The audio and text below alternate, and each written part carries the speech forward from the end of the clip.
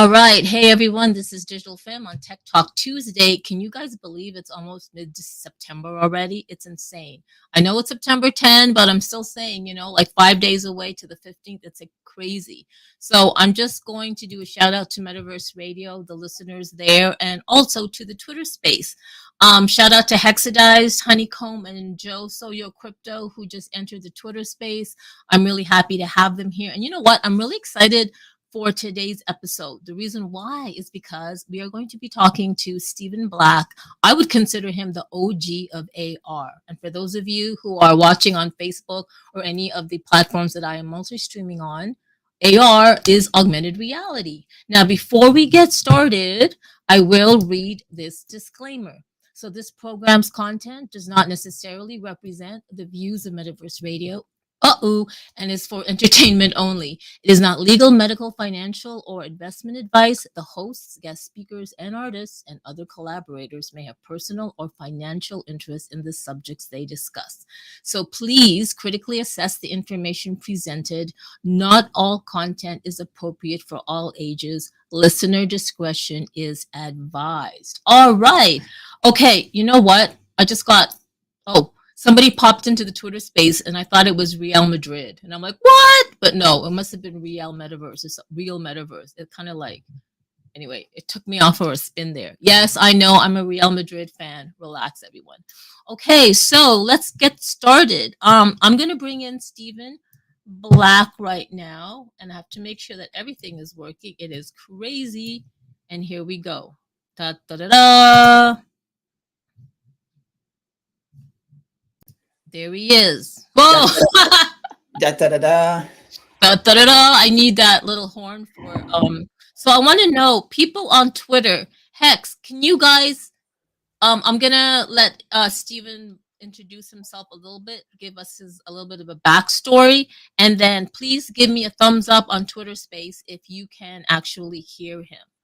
Hi Stephen, how are you? Very good, very good. Thank you for this. Thank you for this. And I should say, you say OG, there are a lot of people that have done a lot of stuff before me. So I just want to make it clear, I'm not like the guy. There's a lot of people that did a lot of stuff before me. So, but thank you. This is great to be here.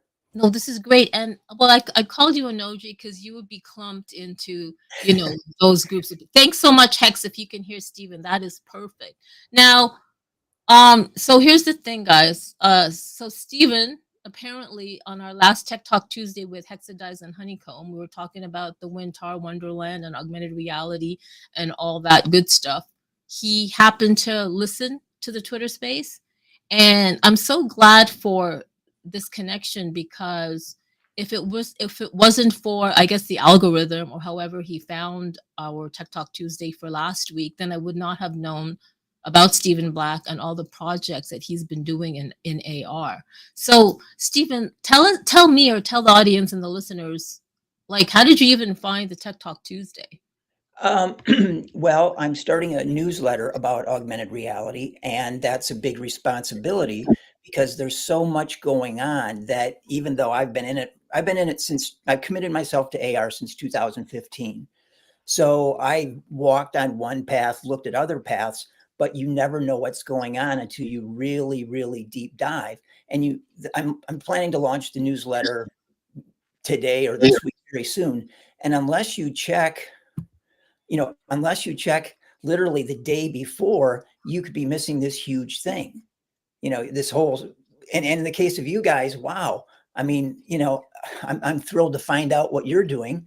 And so I was on Twitter just searching, and I listened to your Twitter space. Very happy to find that. I'm happy too. Like, so what did you search? Hashtag AR or augmented reality? It must one or the other or both. I mean, I spent a lot of time trying to find stuff because it's just, it would be embarrassing to start a newsletter and then someone says, "Hey, you got this wrong," or "You don't know about this," or stuff like that, and you look really stupid. So I searched a lot of stuff. Oh wow, that's you know what, that's really great. I might later bring on Hexadize and Honeycomb. They're actually they have a company that will be, I guess, creating and promoting and helping brands like real life brands on board onto like the augmented reality space, especially for experiential marketing or community consumer engagement. So it would be really great for you to connect with both of them. So Sure. Yeah. I mean, that your podcast, that podcast was like, wow, wow, oh my amazing. God, that's amazing. On so many levels. I mean, you can feel that people are genuinely committed to it, not just jumping on the bandwagon technically, and most importantly, people with experience in the trenches. Yes. Now I mean, you can go to these conventions and listen to podcasts and people are talking about it on a theoretical lab level. But unless you've walked up to somebody with zero knowledge of AR and when I'm doing an AR demo, I don't even explain. I just have everything ready and show them the phone. Yep. That's exactly what Hexadot does. Because you can talk about it and talk about it, and who cares? But when you get it, it's like, wow. No, that's true. Now tell me, so you have a Twitter handle called, I could be pronouncing this wrong. Bubico or Bubico Food Tour. Bubico, right. Bubico. Now, right. what is that? Because that's kind of like a disconnect from your augmented reality life and well, not really. Okay. Trying to keep this simple. I committed to AR in 2015, right? This was before ARKit and ARCore. And I've been around, I've seen the first wave of the internet come up, this and that. And I could just get a sense that something big was going to happen. But I had no money, no company, no degree. So my partner and I thought, well, if we have this character, we can imagine what she can do in AR. So in the beginning, Bubico was a paper doll. And I would put her on the table and I'd say, eventually, Bubico will be able to walk around on the table with AR.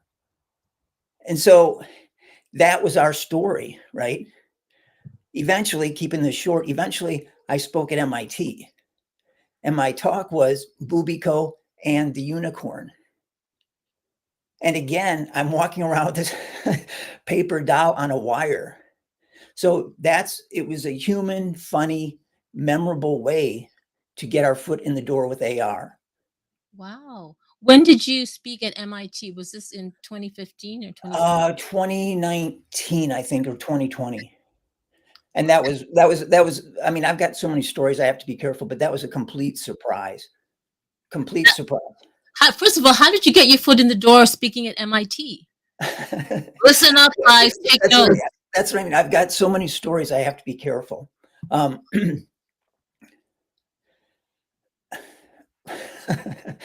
I was in Bangkok and I was giving a talk. Again, a complete fluke, serendipity, whatever you want to call it. I mean, suddenly I'm giving a talk at a business school in Bangkok on AR and data and finance, completely out of my league. But in researching that, I found a video that MIT had put out. Technically, it's a group called ARIA, ARIA, Augmented Reality in Action. I've heard of them. Yes. So I wrote to them saying, hey, look, I'm giving this talk, on AR. Can I use it? Didn't hear anything back.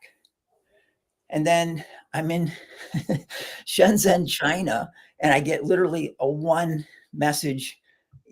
line email saying, would you like to talk at ARIA at MIT? I don't think they knew how little I actually knew. But the only thing I could say was, well, we've been doing Bubico. I've been researching like crazy, self-taught as much as possible. But the talk was entitled Bubico and the Unicorn. You can look at it, but it's not very good. And they must have liked it a little bit because they invited me back. So I've actually spoken at MIT twice. That is amazing. So do you still have your contacts at MIT? Technically it's ARIA, which is affiliated with MIT, and they use the MIT facilities, but that was kind of like a volunteer group run by a guy named John. I still have a lot of the contacts there, but technically it was always through John, not directly through MIT. Okay. And I'm sorry, I can't remember John's last name. He's really a great guy. No, I get you. I get you. I do want to do a shout out. We have more people coming onto the Twitter space, to Twitter X space. Shout out to Conrad from the Xenu Mainnets community. Thank you so much. The Derbeed One, my partner, my sole partner in creative collaboration. Meta Mike, our Hexa, thank you. Brover, one of the power mappers of Over the Reality, which, by the way, I will share with you, Stephen. Over the Reality. If you haven't heard about them, it'll probably blow your mind. I've Googled them, yes. Oh, okay, perfect. And then we have hashtag and Webby Social. Oh, I love it, Webby Social. I love it. Okay, so I got a question for you. So Yeah. you're a spatial cinema artist of the Open Augmented Reality Cloud, Yeah. or OARC. Can you tell us a little bit about the Open Augmented Reality Cloud and how you got in with them? Okay, I have to tell you, I'm always inviting myself to the party, right? Okay. If I see something interesting, I just feel like I have to share what I'm doing and say, look, like you're a perfect example. I found out you guys and said, this is what I'm doing. It's not much, but if I can be a part or share or exchange, I'd like to be a part of that. So you probably know there's a podcast called the AR. I think it's called the AR podcast. Anyway, it's been around for quite a while. And one day I was listening to them interview the founders of the OARC. And it was amazing because I could understand 99% of the stuff that they were talking about. They were talking about a worldwide network that can support AR. They were talking about being open and ethical. So in the comments section, I wrote, hey, thank you. This has been so helpful. I really appreciate it. And then Jan Eric, who's the head of it, saw my comment and got back to me and he said, why don't you join? So I joined. And of course, I'm the dumbest one in the room, in the organization. And, I'm doing all this stuff. And then he introduced me to some of the members who are actually implementing that tech. And the tech is, again, open and ethical and a universal standard. So he said, well, we'd like you to be involved. Can we call you an evangelist? And I said, evangelist means usually you're getting paid. And, nobody's paying me. And so they came up with the title Spatial Cinema Artist, which is really nice. But as technically we're not there yet. I do stuff with Bubico and, I'm pressing the limits of what a 3D model can do in space, but I've yet to actually call it a movie. Having said that, I did make a movie in Bari, Italy, using their Bari, Italy is scanned for 100 square kilometers, about 33 square miles, where it's set up for the metaverse, set up for AR. So I made a movie with Bubico there. And that's been called the first movie on the metaverse, or first project on the metaverse. But as far as was this like a few years ago? That was 2020. Okay. And I'm reluctant to say that, but other people have said it. Now, and again, this comes back to an interesting question. What is the metaverse? Because there's actually, not really a firm definition of that. I happened to meet a guy online who wrote a book and we were discussing, and I said, do you or do you not include augmented reality in the metaverse? In your definition of the metaverse? And there was no reply. meaning that, some people think it's all VR. It's all going to be super connected VR. No. And, it's up in the air. The definition is up in the air still, I think. Sorry. Okay, that's interesting that you say that, because and Hexadize, and for those, I know Hexadize is laughing. He knows what I'm going to say. He knows what I'm going to say verbatim. So when you're talking about the metaverse and augmented reality, here's a little bit of like my story. Okay, so have you heard of Second Life? I'm sure you have. Because of the over, and again, I just discovered you since Saturday, so I've been trying. No. Okay. So there's a 3D virtual world, right, aka metaverse, called Second Life. Right. The founder was Philip Rosdale, and the company, he founded it under the company Linden Labs out in Silicon Valley. Right. So in 2005 to 2007, 9, 10, 11, I was very active in Second Life. where you could create Sure, content I'm using the world very builder. familiar with that. I've met them. Okay. Red versus Blue, the movies that were set in there. Okay, I'm not sure. Oh, they But were in 2009, I went to my first augmented reality developer camp in 2009. And it was the first time I saw use cases, real world use cases for AR. And I was thinking, oh my God, can't we create AR content over the real world? Like you can create content in Second Life.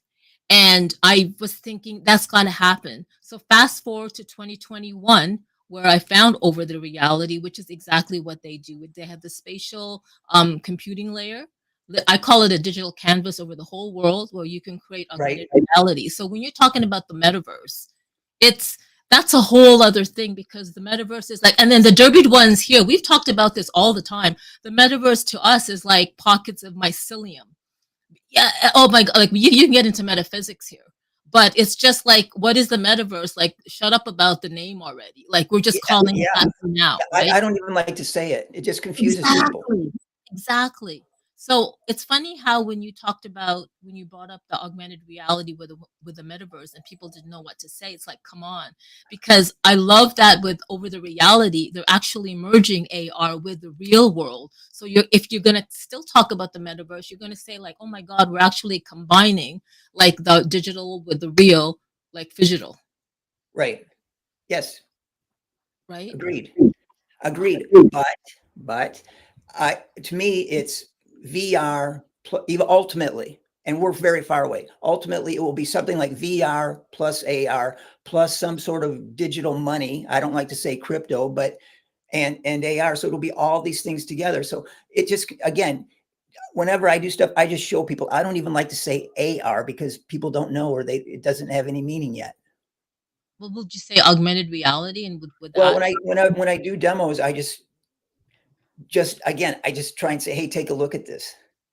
Okay, And then I okay. say this is AR because people think you're trying to sell something or they think it's going to be complicated or whatever. So whenever I do an art thing or a demo, I just get it all set up and snag people, and say, take a look at this. And then then we're good. You would totally fit in with Hexadize. That's exactly what he's been doing. You will meet him. I might even bring him onto the live stream actually. So he lives out in Texas. I'm doxing him. And he's in Texas and he always goes to South by Southwest and he's like he's all over 10 toes down with augmented reality and over the reality. So what he would do is he actually collaborated with a bunch of AR artists. He got them to upload their work on the digital layers of overlands all over Austin, and he would open up his phone, walk down the street, and Yeah, literally it's kind of like I don't know, it's kind of like real world spamming yeah, he's like people are walking eating their hot yeah, dogs with their kids and yeah. he's like, hey, do you know what augmented reality is? And they're like, what are they here, let me show you. Well, It's bars are great. Yeah, bars bars, are great. bars. Hey, Hex, try bars. Well, Un- another thing I bought a portable projector, right? And I have yet to try it. But that's the thing. If you could connect the projector to your phone, then you've got something that people can see, right? I mean, you could bring a monitor, but that's a hassle, right? A oh my monitor. god. Oh my, you okay? Hexadize, he's heard this, and you guys write this down. Portable projector that hooks up to your mobile phone. That's Stephen. That's insane. That's insane. I It, gotta it, ask you yeah, something. yeah. Hold on, sorry. So you're a writer, producer, artist, and Bravo. founder of Black Steps. What's Black Steps? Well, that was one of my company ideas. At one point, again, I've got to keep things short. Otherwise, I've got a zillion rabbit holes. But at one point, I had Black Steps, which was like an umbrella for art stuff, for media production, for my books, and all that stuff.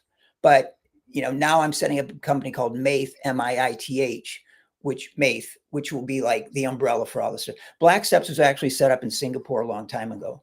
So I need to clean up so many things, but that was a company that I had before. Oh wow. Okay, Maith. Why Maith? I kind of like the sound of that. It's 5 letters, I think. It's actually, How much time do we have? Because I can tell you all kinds of stories. Oh, like, well, we have this. This is technically with Twitter Spaces, Twitter X Spaces. You know, they can go on for 3, 5 hours. Okay, well, I'll keep But this. with Metaverse Radio, I have about two. Okay, here's the thing. At the Irish Cultural Museum of New Orleans, they have a space. I have a space called Maith, and Maith is doing an AR exhibition about soda bread. Soda. It's there, but my maintenance is very poor. So sometimes the stuff floats around, if you know what I mean. But I have posters, videos, and 3D soda bread flying around. Wow. Now, now, so I needed a name, right? And I'm in the Irish Cultural Museum of New Orleans. And maybe Gaelic is the language of Ireland, right? So I'm thinking of a name. I want something short, unique, that if you Google 1,000 things don't come up. And I put in search for the Gaelic word for clear or transparent, and MAITH came up. Oh. And so then I double checked it and I got a different meaning, which was good or very. Okay. So I thought simple, easy to spell, Maith. Now, if you talk to somebody that speaks Gaelic, they'll say, well, what are you talking about? They pronounce it something like moth. Okay. So technically when I say Maith, it's incorrect, but I'm not trying to be Gaelic No, friendly or whatever. the reason why I asked is because Maith for me, and this is another side tangent, it's giving me fairy vibes. So and then you told me it's like Gaelic-ish, and I'm like, oh, there you go. That's Yeah. amazing. Okay, I have like actually a list of stuff that I want to ask you. So you did a base tour of Japan Right. with GeoPose AR. Right. What is that? Okay. Jumping back, the OARC uses a system that's based on GeoPose, which is, geographical coordinates based on the 6 degrees of freedom of your phone. And I'm not a technical Whoa. person, so I can't go into that. But you scan an area, and then you put in the content, and that scanning system is based on something called GeoPose. What they call GeoPose. I mean, different companies, different organizations are going to have different terms for it, but you're locking down a physical area, and it can be indoors or outdoors. Wow, is that like, okay, when you say scanning an area, is that like the use of LiDAR? Okay, I don't know if it's technically LiDAR, but right now there are 3 companies subscribing to the technical and ethical principles of the OARC. Okay. Augmented.city, Okay. Immersal, and My Geoverse, or XR Masters. They're changing. XR Masters is in a state of change, but Immersal, IMMERSAL, they've got a system that anybody can use that just came out like a year ago. So I go into a location, I scan it, and then I upload my content. The content is only 2D, but that's a win. I've been in this for so long that to be able to do it before, I would have to ask them to upload my stuff onto their server, or whatever the correct term is, right? Okay. And then, Go yeah. on. So then when I was in a location where I wanted to position something, I would, pull down their model and position it. Now with Immersal, I can just do everything myself. It's 2D though. Well, okay, if you're uploading like a 2D file, Right? so when you mean positioning, do you mean positioning it in a what environment, or positioning Correct. it like the real world? Whatever, in a gallery, in a bar, on the street, Oh my God. wherever. And my understanding is that because Immersal and Augmented City and My Geoverse / XR Masters are all united with the OARC standards, that's a good thing in the big picture. Okay, you know what? First Yeah. of all, My mind's like going in circles, and I'm sure some of the people here that are listening as well. Shout out to CNET's Moon. Hey, hi CNET's Moon. Thank you for joining. I also want to do a shout out. More people came onto the Twitter space, and they're still hanging around. Hey, Megan Ness. Woohoo! We have pancakes every night. We'll talk about that later. Thor's. He does. Today's not Thursday. He does marbles on Twitch. There's Terry. Thanks, Terry. There is who else came on? Who else? And Lex. Hey, Lex. I gotta say, I know Hexadized, Honeycomb, Joe Soyo are Hexa, and the Jerked one particularly. I'm calling you guys out because I know that whatever Steven is saying, you guys are like writing it down. Trust me, I will definitely connect you guys with him and Altered Alley. So shout out to Altered Alley. So Steven, all these people that I'm shouting out, they're actually in the AR, AI slash XR space, and they are creators, whether they are creating things themselves or they are like connecting and collaborating with other creators. And everything that you've said right now, those three immersing something Yeah, that yeah.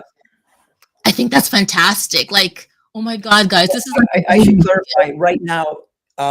Augmented.city and my Geoverse. My Geoverse is always, they're improving and they're upgrading. So that one, it's fine, but you have to be very patient.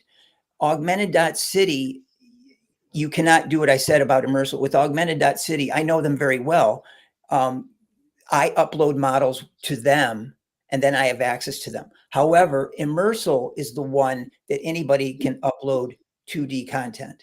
okay, like what files though? What files do you upload in? JPEGs. No.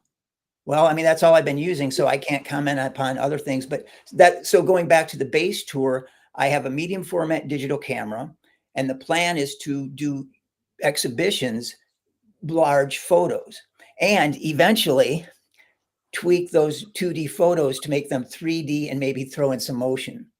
So I've been going to Japan, documenting the cherry blossoms. I used to live in Japan, right? A long time. So I'm going to these places that nobody knows, huge trees, small trees. And I would like to do eventually a 3D exhibition where they move a little bit. In the beginning, just 2D photos, which will be fine. Okay, how will you, do you already know the process of converting 2D photos into 3D? Do you already know that? No, but I mean, I don't need to know that now. That's like when the time comes, I can, I know there's all kinds of AI stuff that does that. And that's not a priority now. Right now, I mean, I have a degree in photography and the photos are beautiful. So just to do that is a goal, right? Okay. But eventually, imagine like these beautiful things in 3D. You guys, I'm so excited. I want to do a shout out to Crypto Lavish. Thank you for joining. We're just talking with Stephen Black. I call him the augmented reality OG.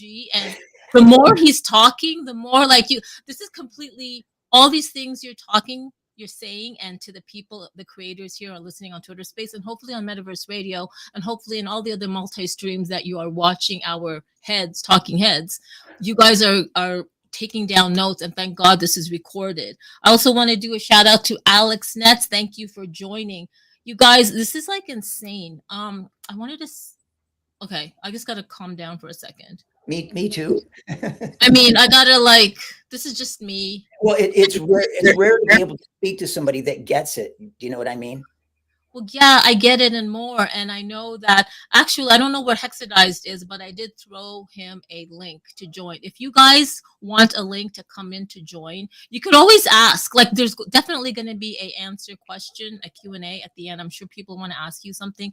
Hey, Sean Mann, thank you for joining. I'm here with Stephen Black, Augmented Reality OG, and he's just telling me about his process, some of his projects and everything.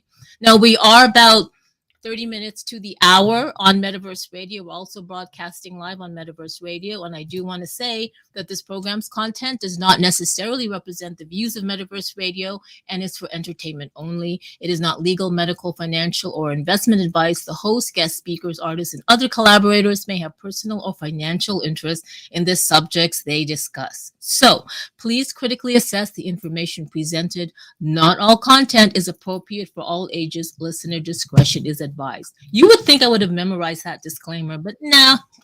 Okay, I have something that's interesting. I came across all the links that you sent me, right? And I did some research on you. And I'm going to quote something because, guys, Uh-oh. listen up on Twitter Space and Metaverse Radio. This is, and I think the Derby one's going to appreciate this because it's very metaphysical and abstract. And I love abstract things. Okay, so listen up, guys. So, quote unquote from Stephen Black, I don't know when he said this, but he goes, I label consumer AR experiences as being either ice cubes or oceans. Ice cubes are AR experiences meant for one user, like Snapchat, Spark, and Eighth Wall. They can be recorded and shared worldwide, but the AR experience itself is fleeting and not really linked to a specific place. Now, oceans, on the other hand, are permanent AR experiences for individuals or groups who will be in a specific location. I am not familiar with the military and industrial uses of AR. Oh, I am. That's exactly what those were the use cases I saw in that 2009 AR. Anyway, but I would think they would too fall into these two categories. Now, oh my God, Stephen, this is like insane. And I want to do a shout out to Diego Di Tomaso. He is the co-founder and COO of Over the Reality. Diego, the reason why I'm doing a shout out to you is because I'm going to actually send him your quote because he also has a degree in philosophy and blockchain and like he's all that. So he's going to really, this is very interesting. How did you come up with this analogy about ice cubes and oceans? Um, Practical experience, a lot of thought, and trying to explain it to people, right? I mean, you have to explain things to people in a way that they can understand. So when I say that it's permanent, if you say AR is permanent, that makes sense. But if you say it's like an ocean in that it's always there and people can come and go and it will always be there, that's easy to understand. And an ice cube, you say, well, it's fun and it's there, but it's gone unless you record it. And it's for one person, whereas the ocean is for anyone. So it's just a lot of thought. I mean, a lot of thought and a lot of explaining. You weren't on anything. No, I'm just kidding. No, no, Oh no. I have to say that I wrote a book about a medicinal mushroom, and I get that all the time. Oh, mushrooms, wink, wink, nudge, nudge. If I had 10 cents for every time that somebody thought that the medicinal mushroom, which is a treatment for cancer, was psychedelic, I'd be rich. Ooh. So where's this book? What is it called? Um,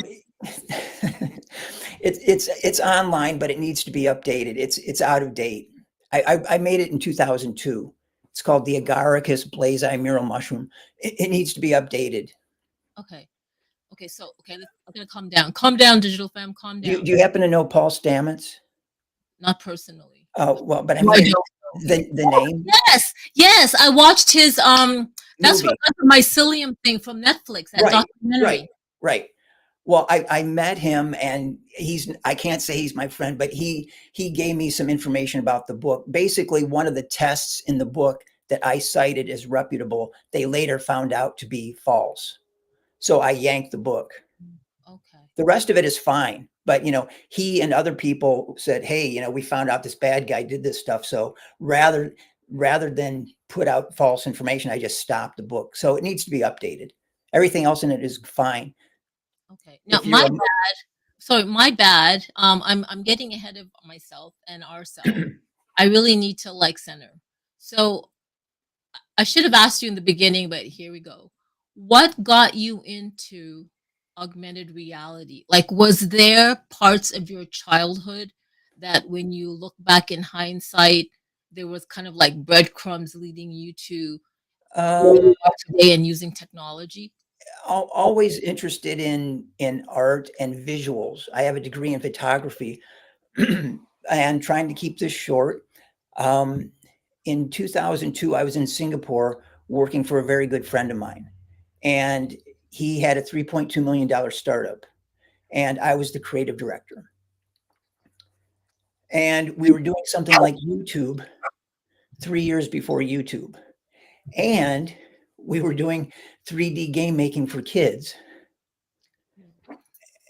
So one company doing both of these things. I came in because of my TV experience and he gradually learned all this 3D stuff as a creative, right? This What was year like was this? 2002. Oh, wow. And that was in Singapore. That's the first place I saw AR. So we're rolling. We're going to do a premiere at the Singapore Science Center, October 24th, 2004. The morning of that premiere, he dies, heart attack. So I learned all this stuff and I thought, wow, 3D, this and that. This information is not going to go to waste. There will be a happy ending. But what's it going to be? I don't know. So I started to write books. I did this, I did that. I lived in Bali. And then the Oculus came out, 2015. I thought, okay, fresh start for everybody.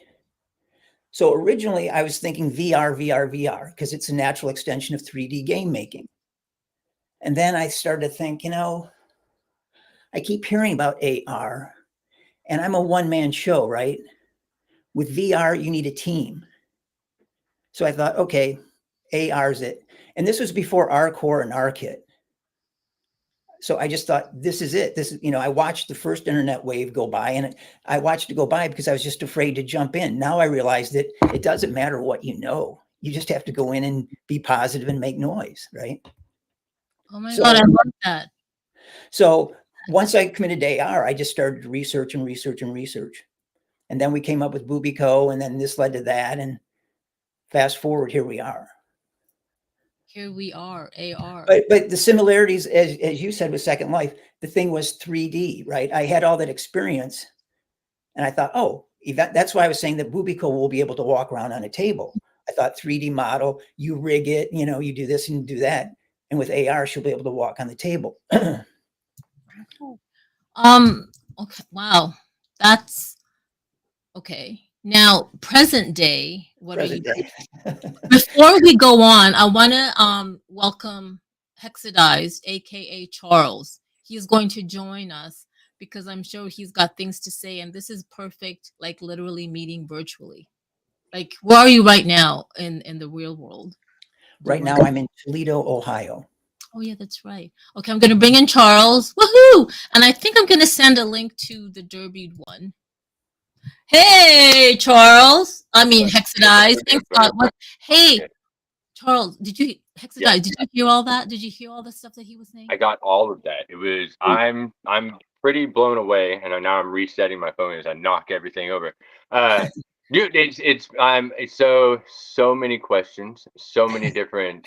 See, I want to wait. Sorry, I want to make it clear. I also want to learn about your side. I want to learn about all the stuff that you're doing. So ask away, but no, please. I'm in it. Okay, like the conversation got started when you said, "Hey, I've gone out into the streets and just put the thing in people's hands, and they've seen it," because there's a rawness that you get that you can't get. Right. And yeah. The best thing is when you're with a friend or with somebody who can document the look on their faces the first time they see it. When you're doing it by yourself, you think, "Oh man, I wish I had another camera." But when you see the look, it's like, the first time a child experiences good food. It's just a magic thing. Right. Right. And the best part is, like you said, it's like a child, but it's all the age groups, right? It's like everybody. Yeah. It's everybody. Yeah. My grandpa to my kids, right? It's everybody. So, man, it's So you've written a book, you've got all the experience, you've done all these things. And I'm curious, you were about to go on with, like, those are the things you did do, right? But like she said, like you said, like, but what are you doing like now? Right. I think you're about to get to that point. So I'm going to reset my camera if you want to tell me what you're doing now, if that's okay. I mean, I'm scrambling, right? I mean, to pay the bills, I'm working at Amazon 3 days a week. So I'm trying to get projects left, right, and center, but that means sponsorship. That means explaining, there's just so much that goes into trying to get a project off the ground, unless you've got deep pockets. So the thing with Japan, I used to live there, as I mentioned. Now I think next year I've done so many demos and hopefully built up enough trust that right now I'm starting to line up a tour for next year not just photos, but AR demonstrations. Okay, you've heard of exhibitions. Okay, you've heard of NFT NYC, right? Of course, I went there. Yeah. Oh, of course I went there and did you demo? Did you demo anything? I did demo, like in the street demos, right? Here's the thing. I also went to the non-fungible conference in Lisbon because I wanted to learn.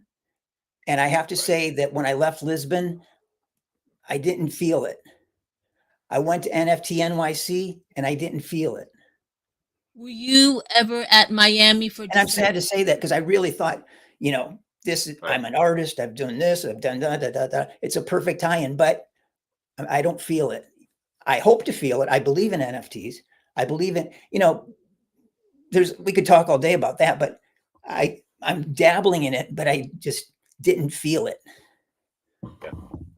You guys, I have to say something. This is so easy. I just want to say that here's Hexadize.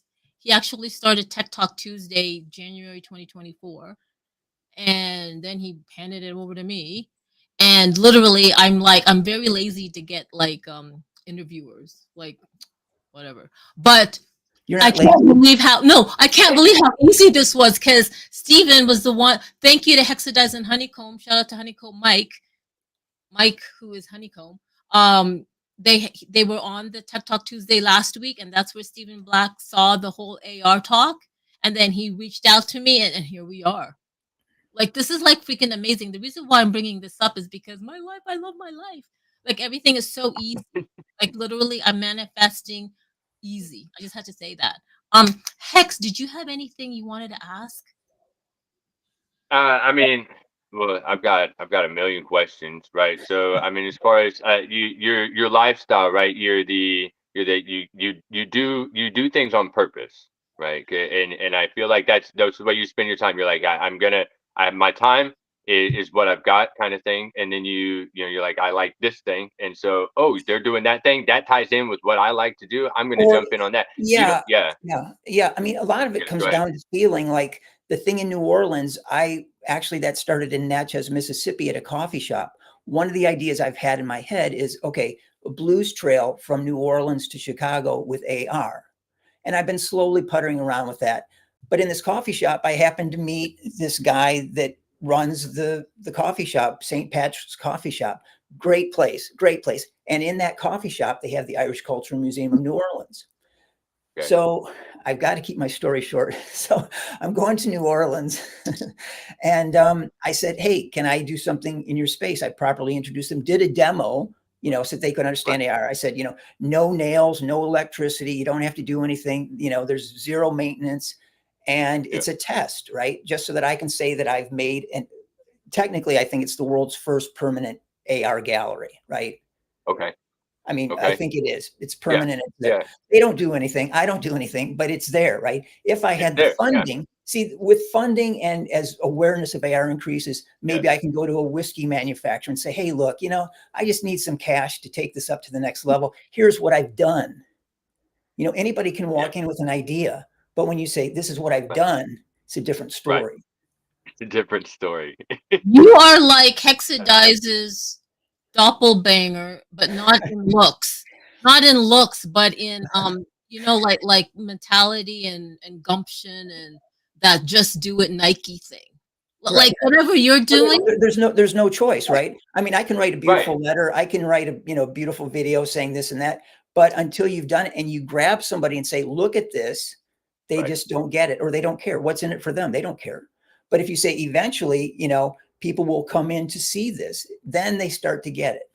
One question that I have, how many viewers can you have at one time with the system that you're using? Because now it's pretty much 1-to-1 with me. So that means either everybody has to download the app, or I have to have like the projection thing. That was another solution, is the projection thing. So with Over, you can have up to 50 people in the space at the same time. Okay. Like on a normal, that's what everybody can do. Now, what you're only going to see like 5 or 10 actual avatars loaded at a time. Those are going to be the ones closest to your character or wherever you are. Right. So think of yourself having a bubble, right? Right. And then anything inside that bubble can be seen. Okay. Right. And then anything out, so that you're not you know how it is. So that way you're not Right. loading Right. everybody's data, Right. right? So, Right. but you're staying persistent. So if you move around, you'll see you'll start to Okay. see everybody else. But Wow. you can host Wow. up to 50. about That's 50 great. people, right? Great. Now, what happens after that is it breaks up into different rooms, right? So you could have a party or an event that has 500 to 1,000 people that actually show up, but they're going to be in groups of 50 rooms, Right. right? Understood. So if you Understood. want Yeah. to all be in the exact same room, you can do that by designating specific server space, right? So you can host it that way. You can have specific links that go to this room, this room, this room, kind of thing. Wow. And now that's on the oversight, yeah. Now, is that battle tested? It is. It is. So so back in when they first told us, they were like, "Look, you're going to be able to get in there." We were like, "Let's see." So we went and you know how it is. Like, let's see. So we got as many people not bots, real people, and just shove them in there, right? And then see what happens. So that was like 2021, right? Wow. And to be Congratulations. great. Congratulations. Yeah, we crashed it. It burned. It did, I mean, it went boom, right? Yeah. And then, but after about like 10, 15 minutes, we were able to get groups of 5 people, right, in a room. Okay, so every room had 5 people. You just had, but you couldn't choose at that time. It was like, brand new. Since then, there's been so many other things that have gone on, right? So now Right. we used to, one time we'd go like every week, like, or 2 or 3 times a week, bringing people in and just going through different experiences. And that's, and so you get to have, sometimes you do have 50 people show up, right? And you really get to find out where, Wow. Fantastic. which in this space, when nobody else is doing it, to get 50 people, yeah, I mean, that's, That's let's get that's a real. big deal. That's a big That's a deal. win. That's a win. Yeah. Yeah. So, but it's a fun toy. They're all fun toys. Yeah. Yeah. Yeah, and they're constantly improving and changing. And when our friends at Meta and other big companies start to promote, of course they've got to goof it up and call it spatial computing or this or Right. that. But the awareness is increasing, and that's just good for everybody. Yeah. So what T-Mobile did with like with the F1 races in Vegas this past year, okay, that because T-Mobile did a lot. I feel like T-Mobile did a lot for the AR space with their holiday stuff last year. Everybody had to meet Santa Claus. They promoted to all, everybody with the T-Mobile got boom, this blast of meet Santa Claus, asking for your presents kind of thing. So it was they did the the race car with the F1 going around the track. So I think that, like you said, the uh, us not having to go and like be on the streets and shove in people's faces, and other people just doing that for us by just spamming their own devices anyway. Yeah. Yeah. But please, by all means, yeah. Yes. You guys are still early. Like, I know we keep saying this with everything. We say this with crypto, blockchain, Web3, blah, blah, blah.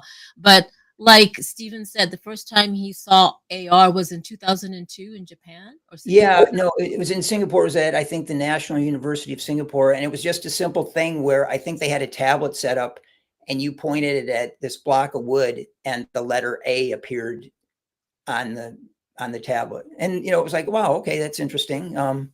But at the time I had a full-time job at that company. So it was just on the back burner. Yeah, but now and I'd see little things here and there, but again, it was, I think, 2015 when I said, okay, boom, AR, I can be a one-man show and see how far I go.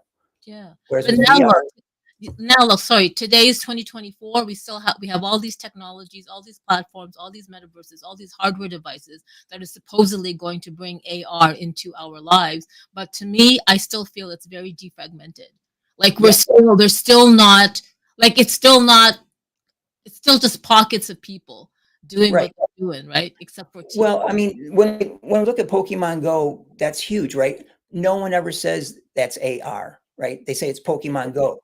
So it's the thing. It's the thing that's going to make it, not the tech. Yep. Right. And 19 Crimes. I mean, those were my two go-tos. Well, do you know Pokemon Go? That's AR. And then 19 Crimes, right? Haven't heard of them. Oh, okay. Hold that thought. Hold that thought. I do want to shout out to LM Designs for joining a Twitter space. Hey, CNET's Moon, he joined the Twitter space. He's out there working. For those of you that are still staying, thank you so much. And hey, Mahoney, thank you for joining. And Lex is here. I'm just so glad that Meganet's I think this is the first time Meganets has experienced this live stream or my Twitter space. I really appreciate it because he has pancakes and chill really late at night that I fell asleep last night on, so I don't even know. But I do want to shout out to the Derby one. The Derby one, I did send you a link. I don't mean to call you out, but if you can come on to the live stream, feel free to. I'd love to have you join us from your take with augmented reality. Now, go. Start from the Okay, 19 Crimes, 2015, Little Vineyard in Australia. You download the app, you point the phone at the label, and it tells a story. There are a few things in life I'm jealous of, but it was photography, it was acting, and it was AR. And now they're all over. The app is called Living Labels. They've got Martha Stewart, Snoop Dogg. They're huge, huge. Is it an app? The app, well, yeah. The Vineyard is 19 Crimes. Now they're beyond a vineyard. Now they're like Coke or Pepsi. I'm exaggerating, but they're huge.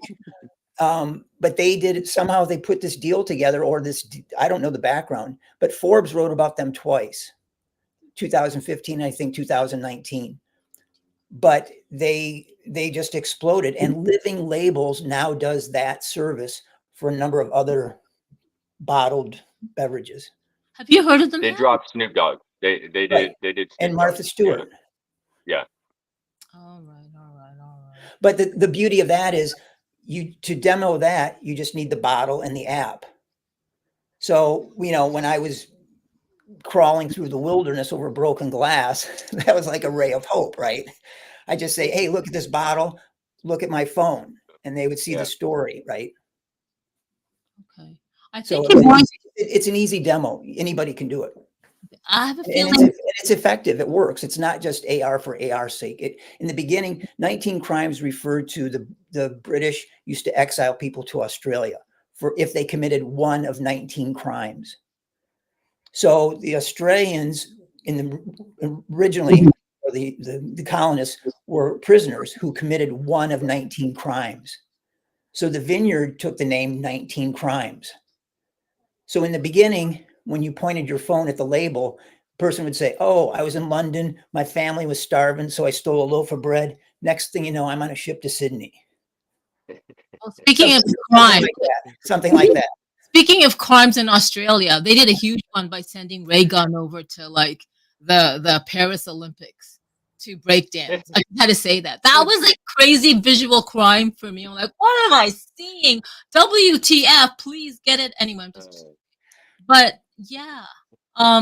So the Derby one's just going to sit and listen, which is very great. The reason why I wanted to bring him up is because he's all about AR and AI and XR, and I really want to get his take on it. So maybe another time. I have a feeling that if we were to be at this time right now, next year, 2025, September, you would have included in your past working with Hexadize and Honeycomb in the WinTAR and whatever global AR experiences they're rolling out. So you're probably going to have that in your repertoire of right, Hex? What? No, like I thought he was involved. I thought he was joining in. I thought that's what he said. I thought he said he heard. He's like, hey, that sounds cool. I've already got some stuff I'm going to. Do you want to just do you're doing something? I'm doing something. Like that's really how that most of this works, anyways. But I mean, you can do your thing and then just not talk to us ever again, and that's cool. I completely respect that. I have many people that do that all the time. It's like lots of people. The Cowboys did it to me. I was like, hey, Cowboys, y'all want to do something? They were like, with somebody else. I was like, but like. Jerry, come on, man. He's like, no. With the Dallas Cowboys, right? Right. Yeah, I mean, Jerry's got his own crew or whatever, Whatever, guys. Okay, no, but this is really great. This is great. Yeah. Do you have any other questions? Oh, does anybody on Twitter space have any questions for Steven? Just, show your hand and I'll bring you up. Da, da, da, da.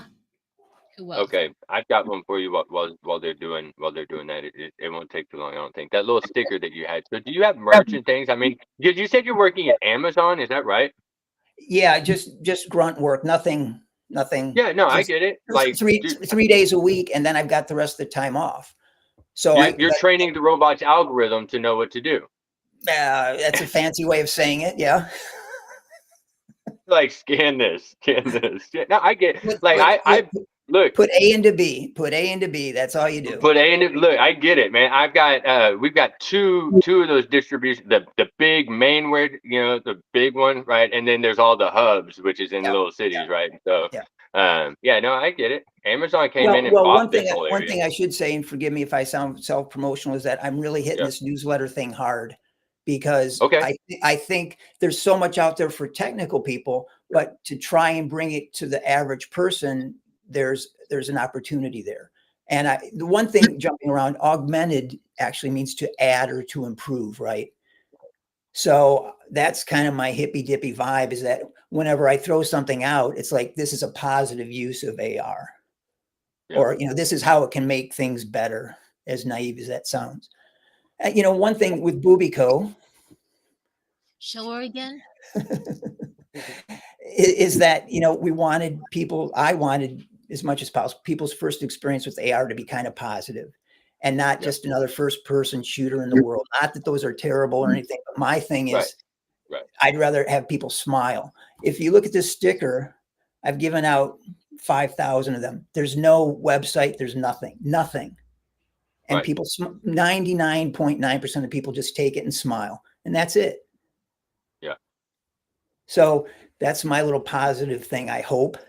And so with the newsletter, it's not going to be too hippy dippy. I mean, there's going to be business applications and like educational and this, but fun, not boring. Not boring. That's the bottom line. So, throw me your email if you want to be involved. I've got everything's ready. It needs to go out like today or tomorrow. The first issue. So how do people get signed up? Or is there a registration? Is there a sign up form? Is there a website? Is there they just reach out to you? Yeah. Yeah. For now, just an email address through Twitter, and I'm trying to keep it free, but there will probably be some premium stuff. Do you know Beehive? Do you know Beehive? The platform. Yeah, I'm trying with them, and they on paper they have all these beautiful ways to monetize, with sponsors and this. I take it all with a grain of salt, because unless you've got an audience. Because you're still got to bring everybody to it. Yeah, at the end, because this is a niche and because AR is increasing in awareness, hopefully this will be able to fund itself. And I've got one about Japan as well, and one about food as well. But the first one out is Maith. May? Did you say May? Oh, Maith. Yeah, okay. I have a question. We have one question or one speaker coming up. Lex, thank you for showing up. So Lex is he's from Miami, Florida. He's an artist and he does Tez Trash Art, Tez Domains, and Tacos Miami. And NFT Bodega and shop.techmetal.com, and he's on the Twitter space. And Lex, thank you for joining and thank you for staying. Do you have any questions for Steven? Hey, yeah, thanks. Thanks for including me in the conversation. I see all the usual suspects in the audience. And thanks for reading my, which I think nobody reads, is that profile of links. I actually identify as tech mental. I've dabbled in what is XR, AR for the last 5 years. And I enjoy, and whatever technologies are available, right? Using different ones, whether it's anchoring actual, geo points of assets throughout South Florida, from the Keys all the way to the Dali Museum, when they're actually having an immersive experience. And I'm going, okay, but where's your AR component of it? And they're like, well, what do you mean? And then you show them and they're like, oh, wait a minute, I don't know if you could do that. Well, I just did, and now the world's here to see. But that's all fun. But Steven, I appreciate you coming in with your conversations and your experiences. They're very inspirational. It's interesting that you're telling me that you're getting some extra money and at Amazon, whereas Amazon now, when you're about to order something, you can now have an option of bringing in that asset through your either mobile phone or through your computer as an augmented reality asset, whether it's a speaker or a certain piece of furniture. And here you are, actually, working with them in whatever capacity. Sorry, I have to, I don't mean to be rude. I'm just one of 10,000 people on the floor. I have zero relationship with management whatsoever. So, I mean, I would like, of course, that to happen, but I don't want to mislead you that I'm like wheeling and dealing with Jeff. It's nothing like that. I feel that Lex is gonna like let's let him finish. Absolutely. And that's my point. And that's my point where it's like here you are on the precipice back in 2002, in Shanghai and dabbling with the with the magic of the future, right? And where this is you're a perfect example of all of us right now. We're all pixels in a bigger picture, and it doesn't matter whether you're moving a box or doing whatever it is you're doing, we appreciate you for your experience and for the things that you've done in the past and continue still to do and sharing your time here. When you said about the part about hooking up the projector to your phone, that's stuff that I've done, and I was wondering if you had an opportunity to do that.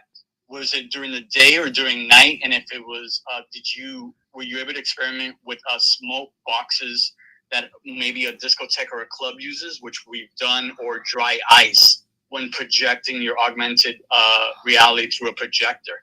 And just, I have other questions, of course, but just again, thank you for sharing your experiences within this space. Oh my God. Thank you. I didn't mean to be rude there. I just wanted to clarify that, I'm doing nothing with management at Amazon. So I'm sorry if I jumped in there. Here's the thing. I bought that projector to use at Bagel Fest. I also have a project, I don't know if you've seen it, where bagels fly in the air. They spin around. I've got some great music, bagels flying through the air.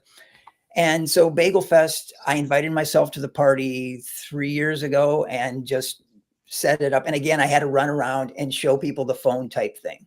And then last year or two, I guess 1 year, they actually gave me a table, and it was the same thing. I had to set up the table, and then I just had to hold my phone to people that would walk by. And so last year I bought this projector, but they moved to a new location and this and that, and it never came out of the box. And it's been in the box since last October, unfortunately. It's on my list of things to do. It's very important. I'm very excited about it, but I haven't had the public location yet to activate it. I started to test it once and I didn't, I didn't follow through with it. So I'm sorry, I don't have an answer for that. I'd like to know what your experiences were, but yeah, that's one thing that I was concerned about was daytime. So I got the most powerful one I could, but yeah, obviously nighttime, a white wall, you're rocking and rolling, but that's going to be a rare thing, probably. Right. And projector, and I appreciate that info. And projectors have changed over the years. I have a couple of here that use the before HDMI when they were still S video, and I like to collect some of these. I remember they were so expensive back in the day. Now you can go one of these used places and pick them up for maybe $50. Right. Do you have any videos online? I'd love to see what you're up to. Absolutely. I would love to connect with you. And one of the experiences we had was I literally put a projector on top of my Jeep during our Basel a few years ago and kind of projected what was going on up against a wall. And for most people, they're just seeing something that's on a wall and they're okay with it, especially, during an art festival where everyone's doing something differently. But that's when it's almost like when a writer changes his type of writing based on when an audience, when they watching the reaction of them listening at the time, not just when you wrote it and you're thinking, oh, I wonder who's going to think about it. And that brings me to what you were suggesting about how when you get your surrogate to document not just what you're doing, but the reaction of the people. And that's very interesting because that's when you're going to change. And when I say you, I mean all of us here and those who are going to listen to us in the future, how we change the way we create our assets, right? Because I'm learning a lot about Over, and I've had friends, and Alter Ali is definitely a colleague, and I've seen everything he's done. My experience has been with Superworld, and the way in the last handful of years, the way I've been able to grab an asset and anchor it geo points, right? And that's important for me, where I know that it is a geo XY coordinates and you can kind of go back to that point and that's where it is. And I love your analogy, oceans versus ice cubes. And that hits home. It really does hit home. where I want to, whether it's through through whatever technologies it may be out there. What I feel is that what we all need is to go a little bit, and I think I was chatting with Hex about this a couple of weeks ago, about moving a little bit forward, right? Where we can now alter the behavior of our assets based on how it's being interacted. I mean, that's what I daydream about, and where I want to go with my assets, where it's like if someone goes next to it, through geo fences maybe, and if you cross this geo fence, now this thing sends you an alert. It says, hey, would you like to interact with Tech Mentals, audio, audio or film or whatever? It's like, okay. And then all of a sudden they send them, that alert, and now they get it, interactively, or maybe they just get it audio, where now the end user is in control. But it's like, I sometimes use this analogy with the kids I tutor and the people around me. And it's like, remember back in the day when people used to sell mixtapes out of their cars, right? Hey, check out my tape or check out my CD. Yeah, we're like indie rock bands. We just got to tour and make stuff happen. Exactly. And that's how I feel, whether it's Over or whoever it is that we want to use to create these shield fences. As artists within our own right, we create, we place the assets through AR where somebody else can interact with them, you know. And I love being in person, even though we have a lot of technologies do it, through remotely. I love being in person. I love the fact, like, okay, if when I do my, whether it's 3D or 2D assets, I do transparency through them, because I know in some days the sun's gonna hit it. And I want to know the effect of it when the sun is behind it or in front of it. So there's all these real-time situations and variables that come into play. Yeah. But I did more talking than asking you, but again, I enjoy everything you're talking. Definitely, I don't know how we can set up some links where we can interact with whatever you have online at the moment. I really appreciate that.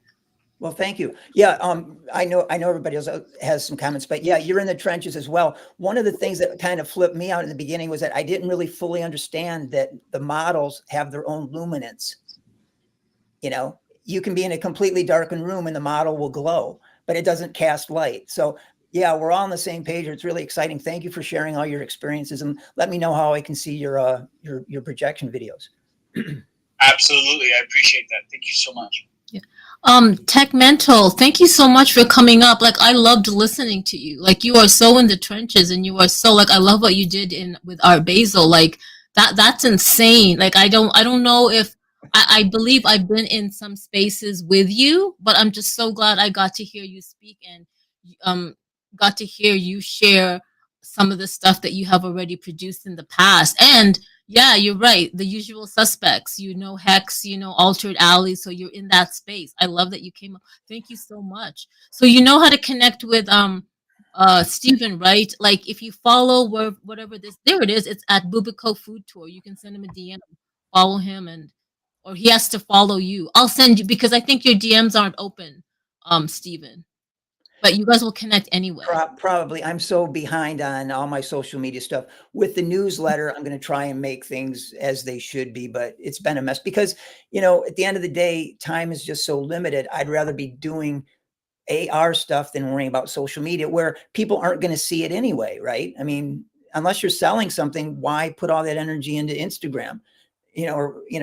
Unless you've got something that you need to do it. It's just, I don't want to say it's a time suck, because there is value there, but I'd rather just, hit the streets with the AR thing and get going.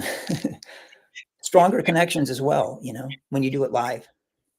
Go on, Tech Mental. I was going to give you, I understand totally how you feel, and I'm sure most of us feel the same way, right? Where our hobbies turn into our jobs and we want to work on our hobbies. It's funny, some of the stuff, of course, to keep the lights on, keep the internet buzzing. I've been doing pay-per-clicks and kind of SEO and then Google kind of stuff for clients around town here in Miami. And, I am in the last, couple of years, I've been introducing to my web clients, not only the newsletter stuff that I do, but also the people who do their kind of like just the Google marketing. And I'm letting them know, hey, listen, not only putting your keywords within the search engine and stuff like that, but soon, I'm going to go ahead and take your sandwich and place it on top of your building. Whereas when they look for sandwiches in Miami, they're not just going to show, oh, it's approximately 10 miles and would you like to walk or run or on a bike? But they're going to follow the breadcrumbs, and where, whether it's Google Geospatial or what have you, right? I'm finding that the stuff that I need to do in order to pay my bills is connected to the things that I love to do when I'm not trying to pay my bills, where I could start putting AR assets within the Google marketing, and it's art, and it's showing the sandwich there, and it's like, I gave a little demo to the customer, and they're like, oh my God. The first thing they were thinking about is, I wonder if my competition is already doing this, and I saw the light bulb in their head. So again, I just want to throw that in there. But yeah, thanks again, man. Okay, Techmental, what did you use to put that sandwich over the shop? Did you use Over the Reality or another platform? No, not Over. I haven't dived into Over. I'm trying to learn as much as I can before I do that. But right now with Google Geospatial, you're able to upload assets within their basically into the Google Maps, right? And where it's still a lot of test piloting going on. But if you're the manager of a location, and by location I mean, let's say I'm the manager of this taco place, which if you go to tacos.miami, that actually goes back to my website because I have the domain, because that's just what artists do. But basically, if you manage a location and you're doing all the marketing for them, Google allows you certain tools. So those tools before used to be just keywords and photos and maybe comments and editing. Now they're allowing for you to put assets in there, and these marketing assets have become less kind of like just drone numbers and data and more aesthetic. Because as you said, and as Stephen was talking about, it's less about, oh, this is AR, XR, MR, and this is like, hey, this is your logo floating here, and with the new cards and all the technology that we're getting, it's showing that. Like I said, if you order something from whether it's a audio studio or Amazon, it says, hey, would you like to see how this keyboard looks in your studio? You hit a button that's coming through the screen and you're placing, you're like, that's interesting. I wonder if it's too big, so this is the message, what's happening. So yeah, for now, I'm practicing with the Google Spatial. Wow. I think that's fantastic what you're able to do. And you're able to merge your hobby with your, to pay the bills and stuff. I love that, Techmental. Oh my God. I'm just like, I'm going to take a breather here. Sorry, are those what you're positioning? Those are 3D, 2D models, or how? If they're 3D, how are you making them, with photos or like, what do they call it, Gaussian splats, or how are you making the models? Yeah, a little bit of everything, right? It allows you to put logos, because most logos are going to be 2D, but it allows you to upload GLB files, right? And then sometimes there's a conversion factor of it. But yes to all those answers. It allows you, and of course, whether it's Google or anybody else, they have their own kind of, should I say, there's the universal 3D. There's the one that only Apple uses. I just updated my Photoshop, and I realized that within Photoshop, just the Adobe Photoshop from 2020, and within the 3D, if you guys look at your 3D panels, that it's not default, you're able to export. You're able to take a 2D typeface font and convert it into 3D just by hitting a couple of buttons. Then if you go to export 3D, it's going to give you it's going to give you the GLB file. It's going to give you the Google Spatial version, and it's going to give you one for Apple or whatever.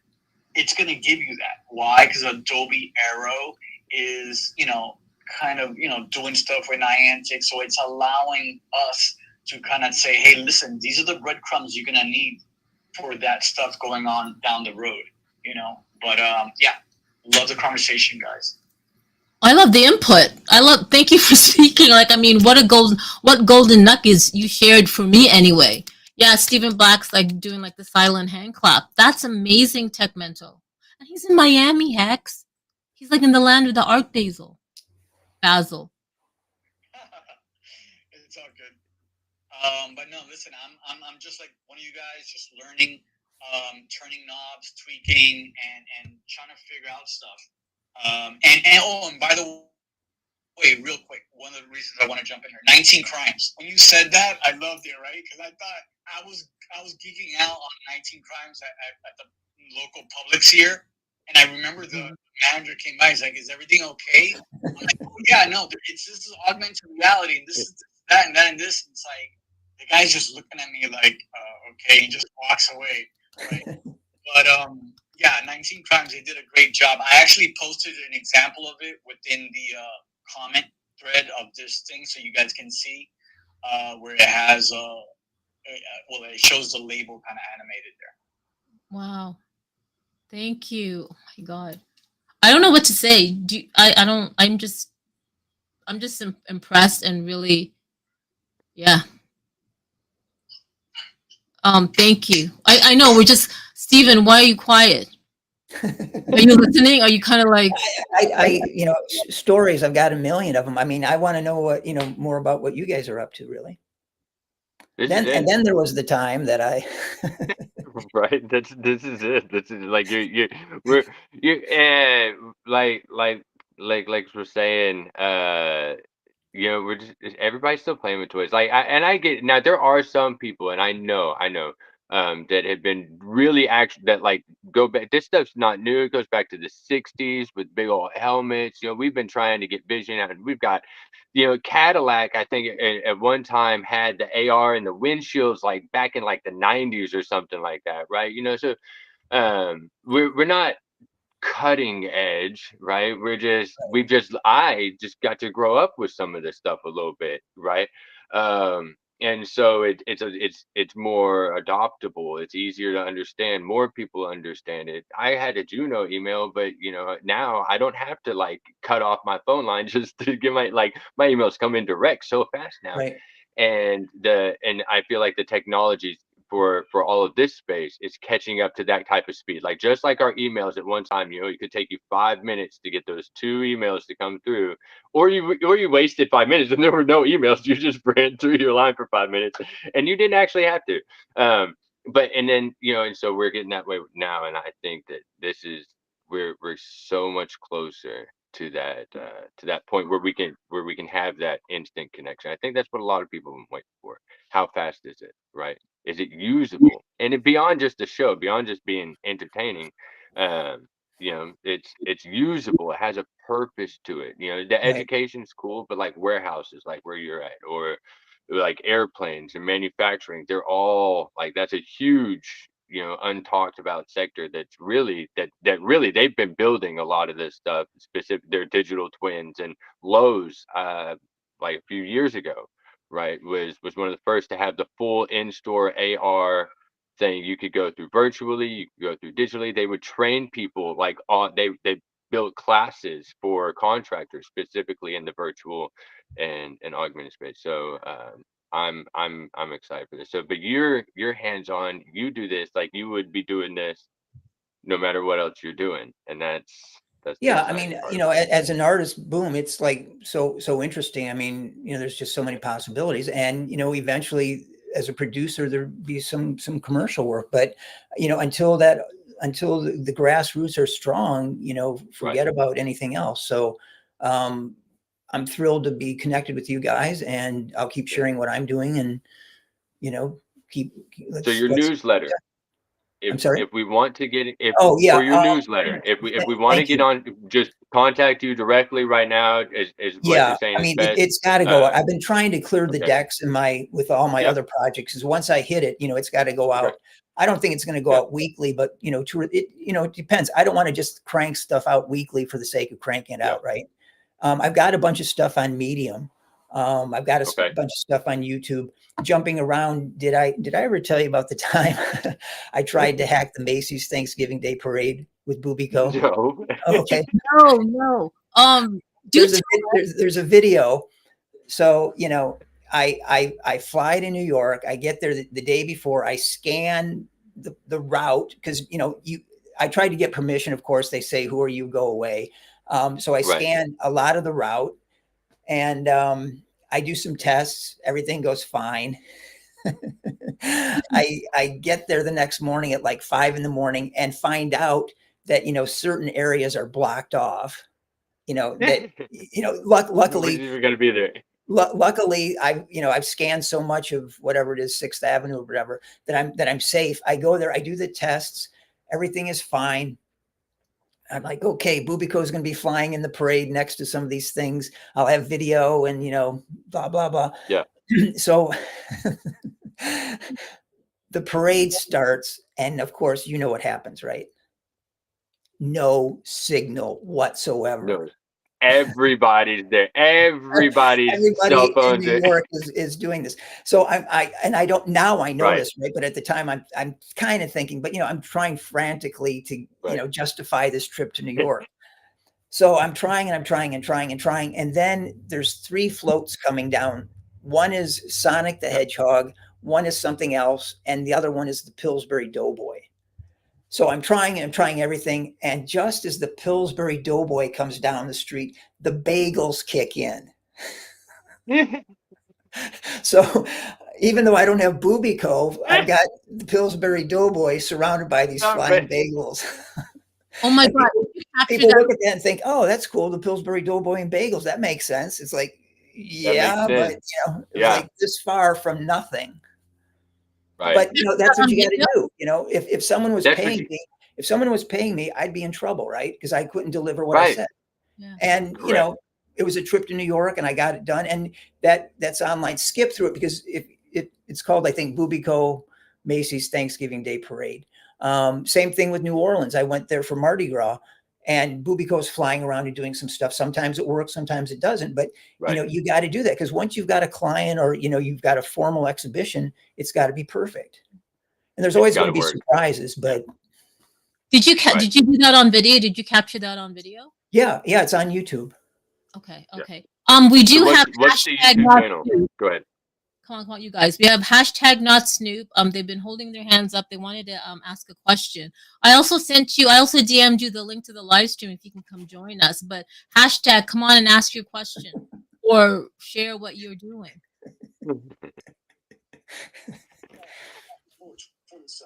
It's your favorite AI assistant here again, not Snoop. I want to thank each and every one of you for joining.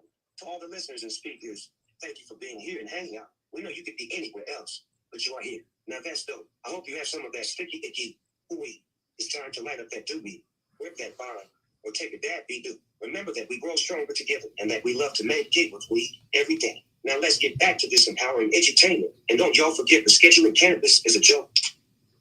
There you go. Words from our AI sponsor. Okay. Thank you so much. Hashtag not Snoop. Tech Mental, what did you want to say? Okay, that was really interesting. Yeah, that was awesome. Stephen, you were telling us about your experience at the parade. Now that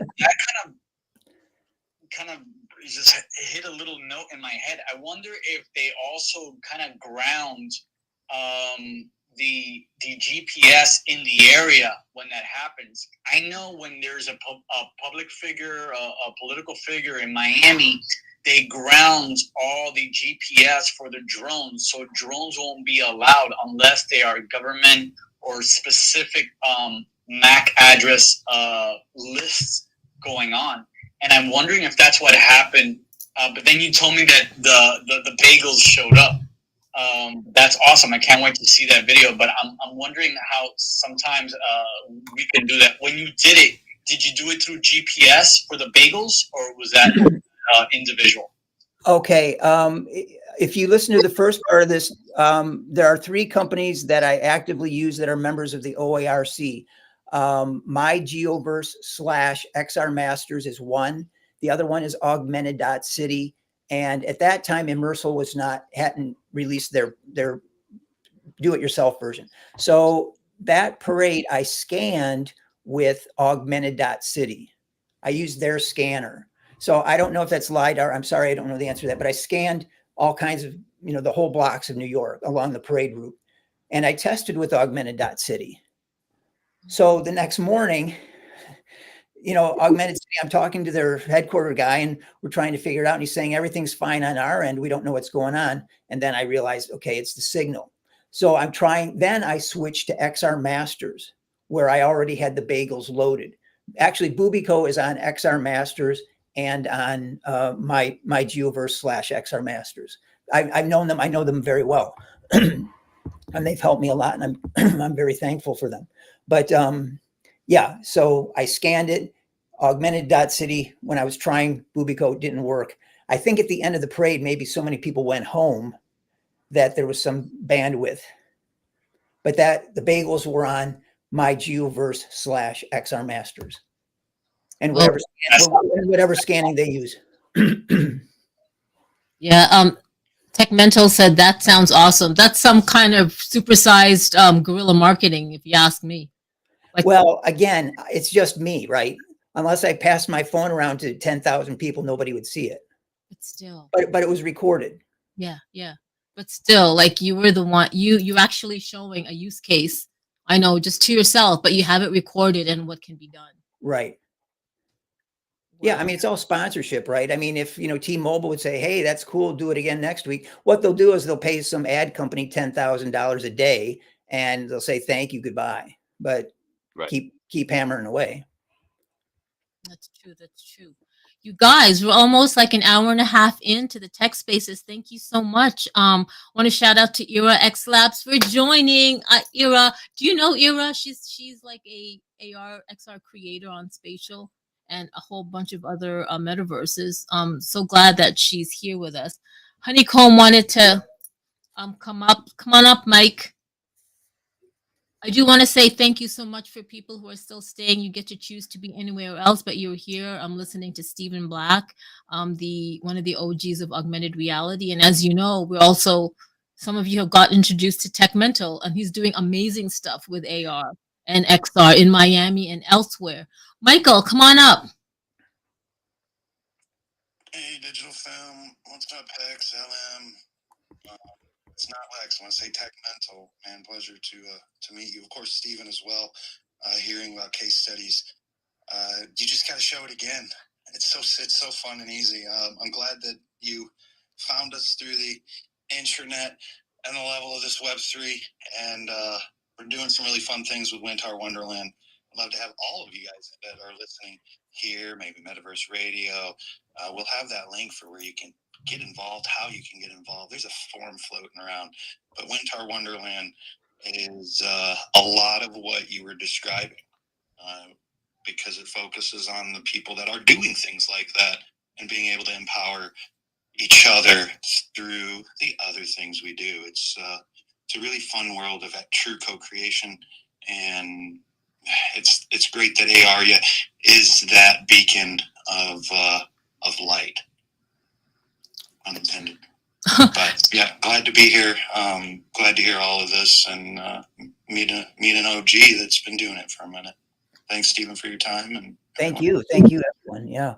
I hope this is being recorded, right? Because I'd like to transcribe this in the newsletter. I'd like to link to it because there's just so much information here that, it should keep going. All this energy and information should keep going. No, 100%. Honeycomb, Michael, when you say there's a forum floating around, it's not floating in AR, is it? Get it? Not yet. Oh, I know that, right? Not yet.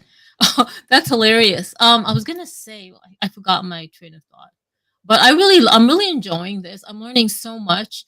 I really want to, TechMental. I'm inspired. Like, I think this is like perfect because I'm inspired by what Hexadice has always been doing in the AR XR space and educating, and he's just doing what Stephen Black has been doing. I've been inspired by LM Designs. I've been inspired by Altered Alley and Ira. Oh my gosh, I've been inspired by Joe Soyo and so many others. If I don't mention your name, I'm so sorry. I'm inspired with what Hex is doing with Honeycomb, with the Winter Wonderland. And it's not just winter, it's going to be like all seasons everywhere.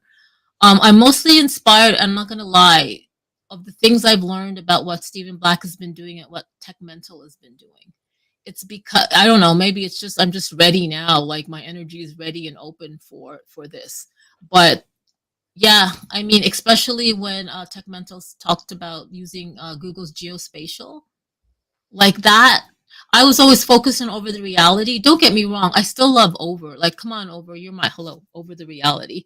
But in terms of like, I guess ease of adoption and that learning curve, um, I'm gonna look at Google's geospatial. So thank you for sharing that. And that's like, so you have LM, you have Altered Alley, you have a whole bunch of creators here who have created content on over the reality. And so Over uses the Unity SDK. But in addition to, you can just like import or you create any 3D asset on like a 3D software program and then export the GBL file and upload, right? Like Hex has done that a lot of times. But with Spatial, shout out to the people at Spatial. I don't know, but their UI, I'm not a creator on Spatial. I wish I was, and maybe I'll look into that. But just from a user perspective, using Spatial with the MetaQuest and on mobile, it's just seamless. So you're able to see LM Designs, Altered Alley's creations, and Era Labs, and MetaMics, and Dope Stilos, and all those artists out there who are creating on Spatial. It's beautiful. So seamless and beautiful, and I love it.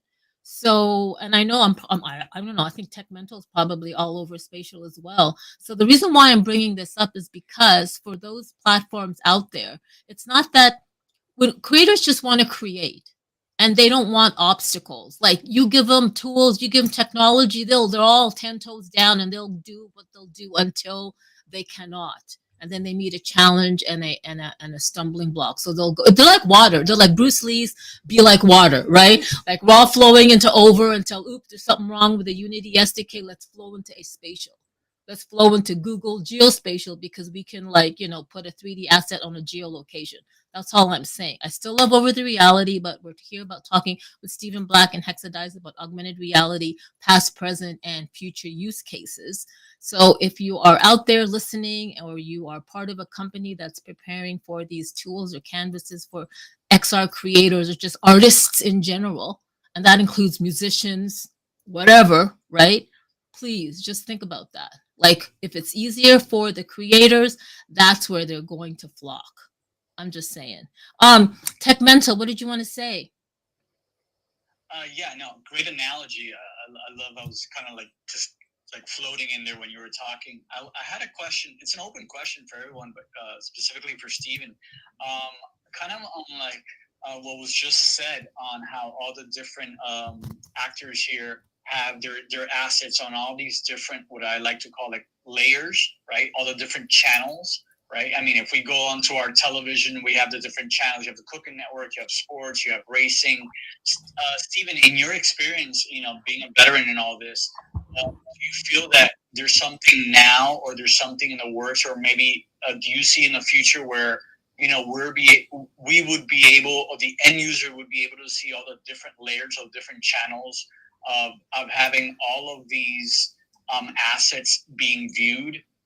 Just us kind of selecting the channel or the layer, and we can see them on what you're doing, whether it's augmented city or spatial or stuff like that. I wish I had a crystal ball. A lot of this is going to come down to money, and who knows what Google's going to do. Right now, the OARC they're a bunch of good guys. I'm going to sidetrack a little bit. The OARC and the Metaverse Standards Forum are very closely related. And the Metaverse Standards Forum, I think, is a group to watch and to join because they've got so many members. Probably, I don't know exactly, but I think everybody but Apple is in there. And I think, their heart's in the right place, but I met the head of the guy in charge of that. His name's Neil, and I can't remember. I always want to say Neil Tennant, but he's the guy that was in the Pet Shop Boys. But anyway, Neil's a good guy, And Neil's involved with the OARC. He helps set up the standards for the OARC, and now he's involved with the Metaverse Standards Forum. So the Metaverse Standards Forum is a group to keep an eye on. That's all I can say. But you're right. Right now it's fractured, and that's why it's day by day with me. I just see, well, what's going to work in this situation. One of the things that really attracts me about Over is that you can do 50 people at one time. Because if I'm doing an exhibition, I have to ask people to download it. And it's still in the early stages. I've been lucky. My first exhibition was in New York, and I think I had 8 people that came. They all downloaded it, and it worked fine. But, fingers were crossed there because nobody had done that before. And I think with the systems that I'm using, if I get 10 people, that's a win, because I'd rather have 10 people leave happy than 20 people or 50 people that say, oh, it was buggy or it didn't work, I couldn't get it to work. That's the worst thing. So for me, again, I wish I had an answer for you, but it's just case by case. Now that I know about over the world, I'm going to try that. And, I'll try anything. Spatial, I think I spoke to them when they were just starting out. Is that run by a guy out of California? I don't know, but I want to say this. So, I think the game changer is going to be these wearable devices like AR glasses, where we don't need to download anything. And maybe, I don't know, maybe it'll already be built in. You'll have to download it in the app of your AR smart glasses, and then you can just walk around and see AR all around you. I just have to say that. But I also want to say that Sean Mann, co-founder of RP1, is building the foundation of the spatial internet, aka Metaverse, with the first spatial browser. He's coming up to speak. Sean, thank you so much for joining. Yeah, come on up and open up your mic. Thank you. No, I think this is a great topic, and it's great to have some people that have been in the space for quite some time and have been, I'd say dreaming or thinking about kind of what this future looks like. I think with the entrance of Apple and a handful of other companies spending obviously a large sum of money, this future is going to happen, right?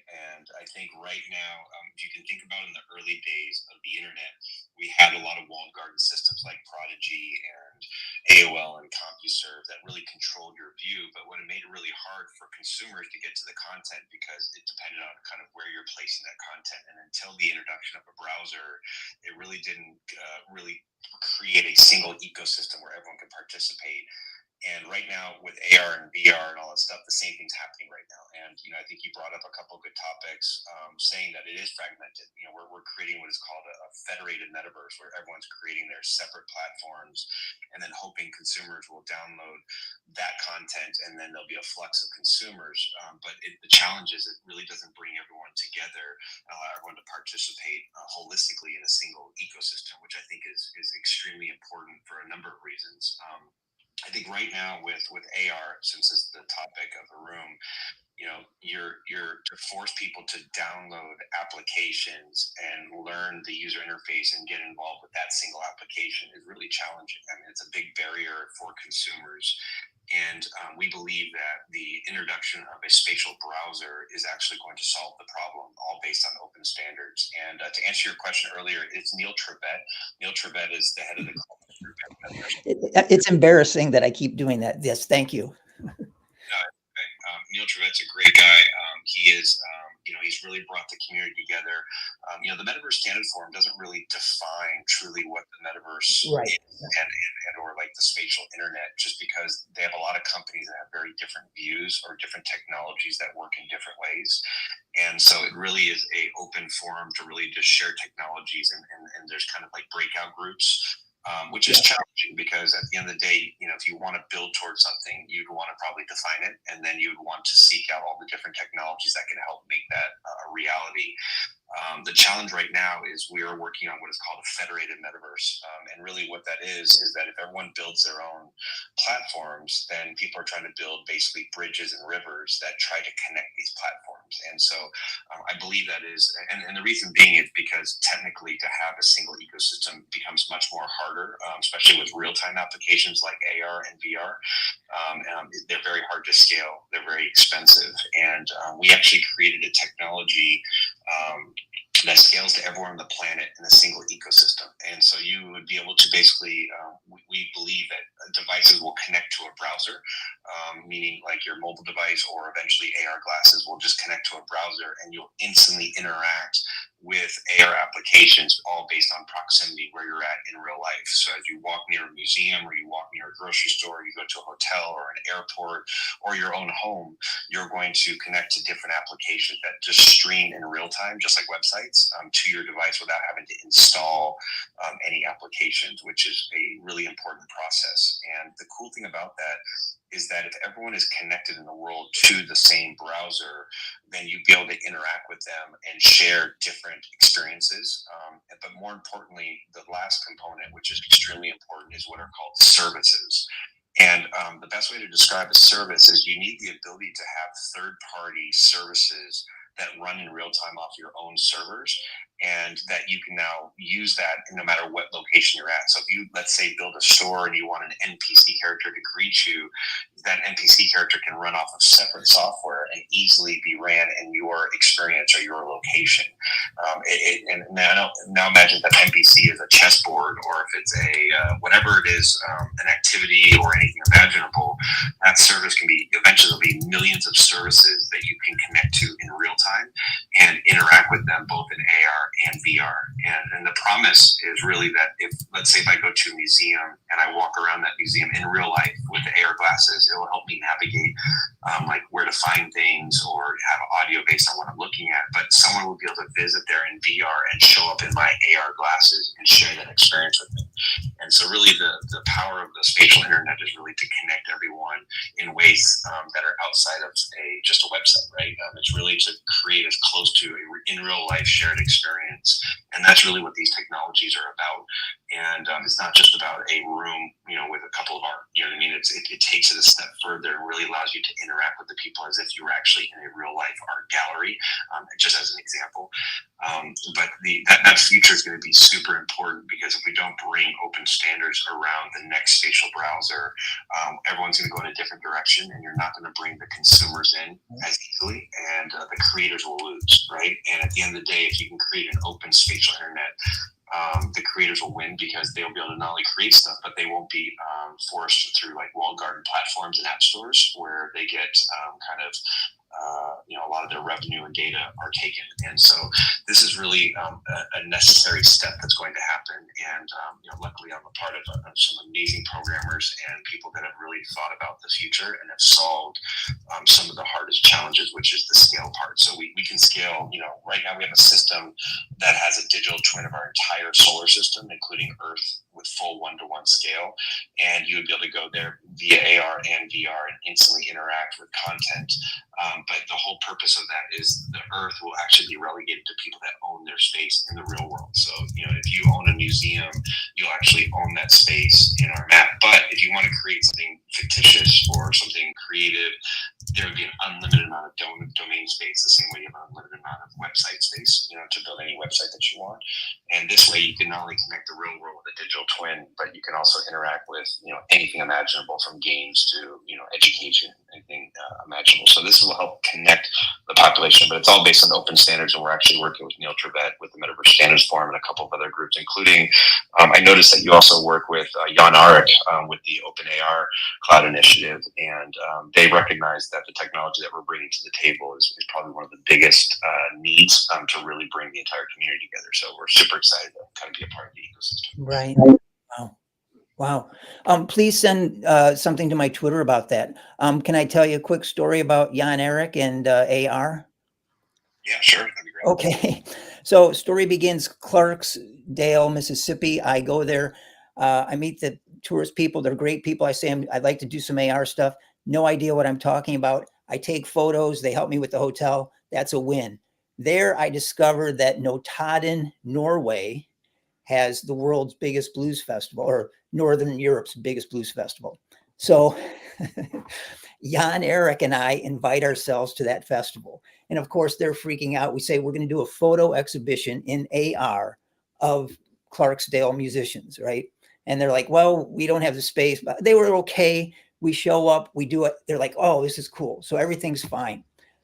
We do stuff. I don't know if you know the band Canned Heat, but we met them, did an exhibition, a quick exhibition of their photos that I took of them. And we're backstage, and we had a lot of fun. And there was a guy who organized the a blues festival in Denmark, and he said, "Can you come and do this in Denmark?" And we could have if we had money. But the point is, if we would have done that in Denmark, Denmark is so small, and that guy was so connected that I'm sure we would have gotten some publicity, and that's what would have really helped everybody in AR. But yeah, Jan Erik and I went to this blues festival and hung out. He's from now he lives in Fredrikstad, another part of Norway, where we were also trying to scan Fredrikstad for AR. It's a tourist destination, beautiful. So we were trying to get something happening there, but it just, you need deep pockets to get stuff happening, and it's just not happening yet. But yeah, I went from Clarksdale, they didn't know what was going on, to official recognition at this blues festival, to possibly something that would have gotten national coverage in Denmark, if not international coverage. So blah, blah. That's a great story. And I think there is I think people can't conceptualize the importance of what AR is going to do to our society. And really, right now we're grabbing our phones and going to an app store and downloading apps and interacting with them. And these are kind of flat interactive things. But the whole purpose of the spatial internet is to spatially be able to interact with things without having to stare at like a 2D screen. And you see this in different movies and whatnot. But it's a natural way for humans to interact with things. And right now we're if you look at like even why Apple entered the space, I would say they're early, but they had to be early. Apple is typically late to the game. They wait until things are, I wouldn't say perfected, but are successful, and then they come in and just out-design, have better software, and really try to excel in a market. The reason why they're there early is it's really developing the operating system and how you're going to interact with these technologies, which takes time to perfect. And you have a lot of companies now that are spending money on to get glasses that are eventually very small and thin and easy to use. And the whole purpose of this is well beyond just even consumers. Even think about sitting in I use the airport example as a really good one. If you are a consumer and as you walk into the airport, instead of you having to whip out an app, you're just going to walk near a prompt or a place, and you'll instantly be connected to that AR application and be able to do your bag drop or buy food at a food court or say, hey, where's my gate? And it'll show you, follow this digital green line on the real floor to help you find your path to your gate and whatnot. But more importantly, the people that actually work there will also be using AR applications where they'll be able to greet you by name. They'll be able to, if they're in charge of the bags, they'll know which bags go to which planes because it'll all be digitally tracked in real time. And that's just that example, right? Now think of a hospital, or think of a university, or think of a museum or a store or a grocery store. Instantly be able to see the specials or help me navigate finding the different things, or I can upload kind of, here's the 10 things I need to buy, and I'll tell you the best way to route, to walk around the space to find and get out of there in a timely fashion. And so the whole purpose of this is really to bring it together.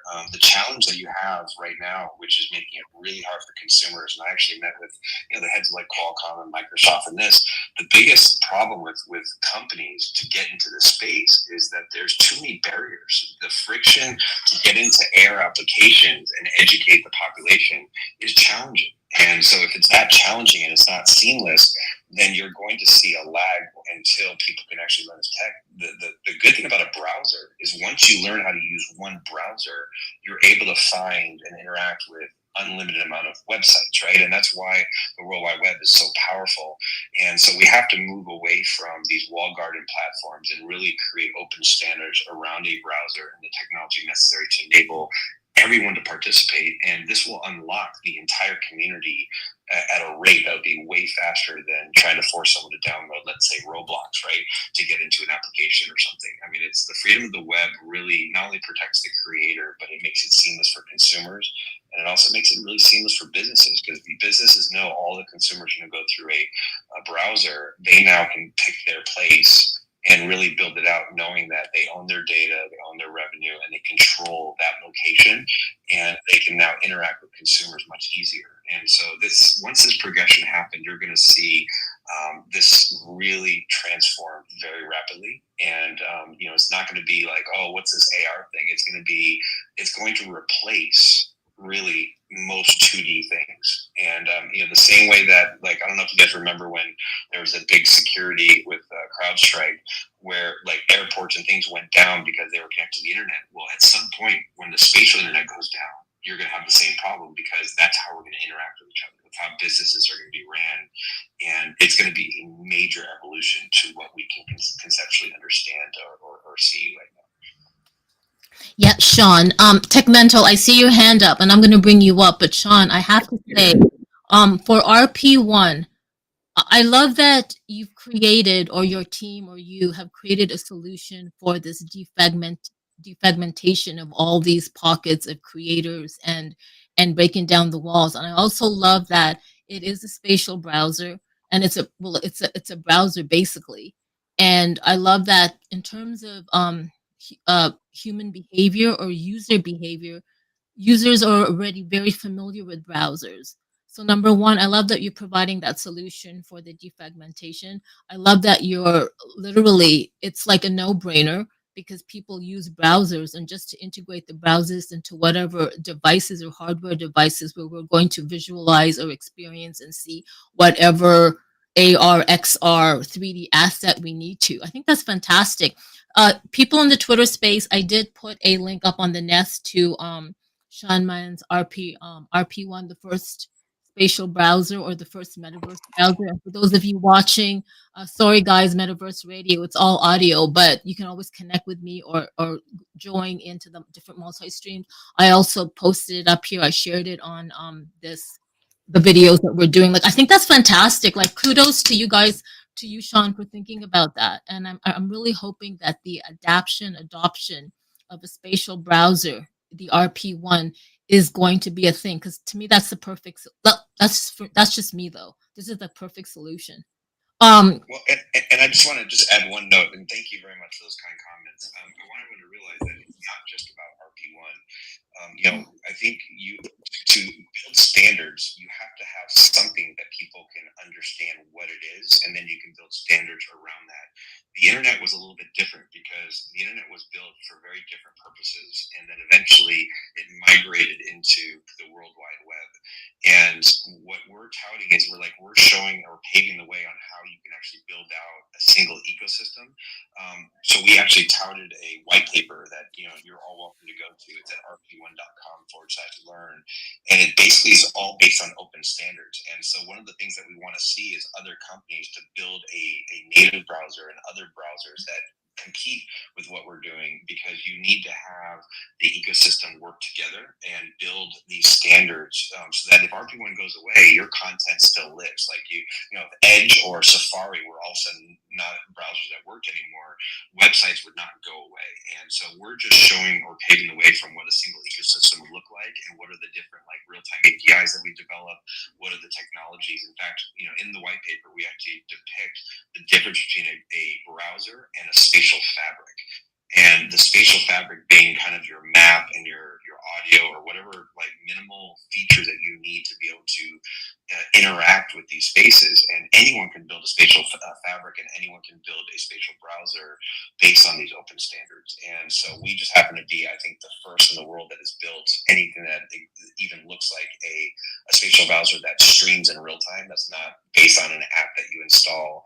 And so I'm hopeful that eventually the community will kind of jump and kind of support not only what we're doing, but potentially build out the WordPress of the space, the new browser, or build out other tools and marketplaces. And there's an unlimited amount of stuff that can be built based on the ecosystem that we're touting. But anyway, thank you so much. I appreciate the time.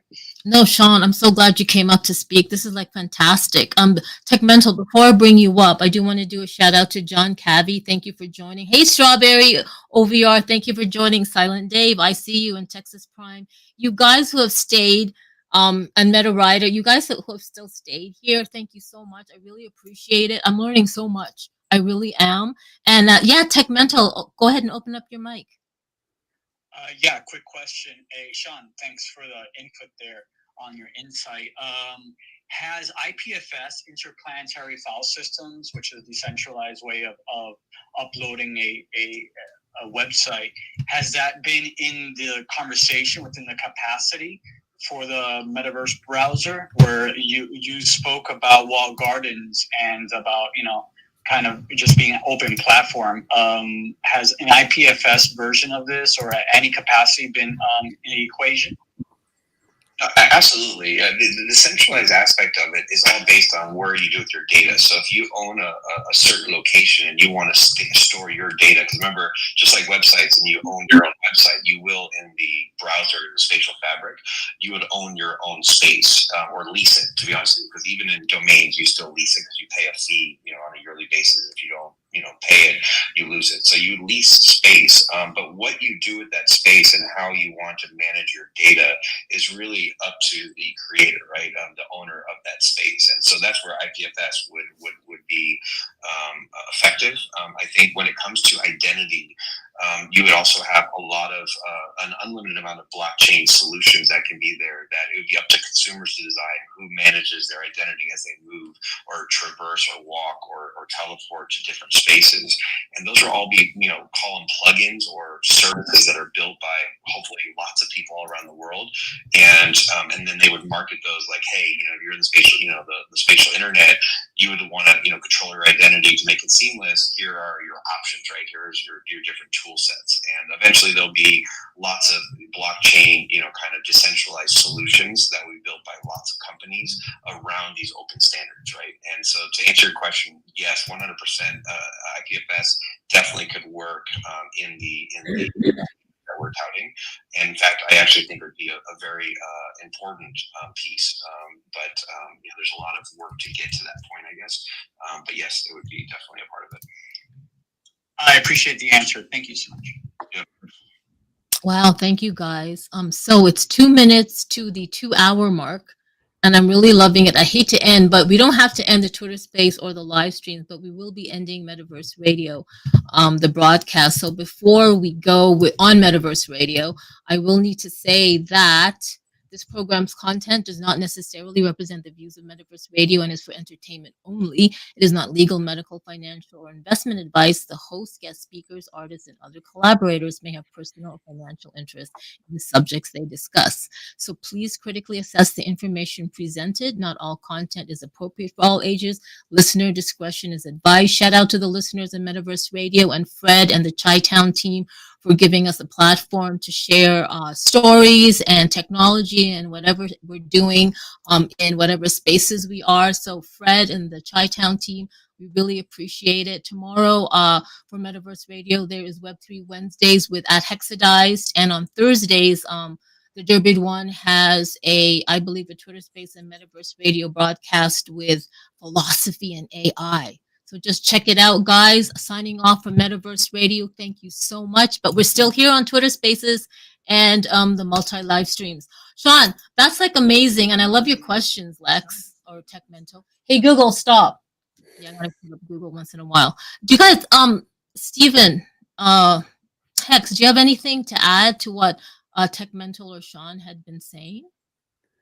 I'm glad to hear, the mention of the OARC and the Metaverse Standards Forum, because that, I'm a knucklehead when it comes to technical stuff, but if all these groups can't speak to each other, we're missing a huge opportunity. And RP1 sounds like it's a step in the right direction, if not the solution. So all the best with that. And thank you for pointing out Neil's correct last name.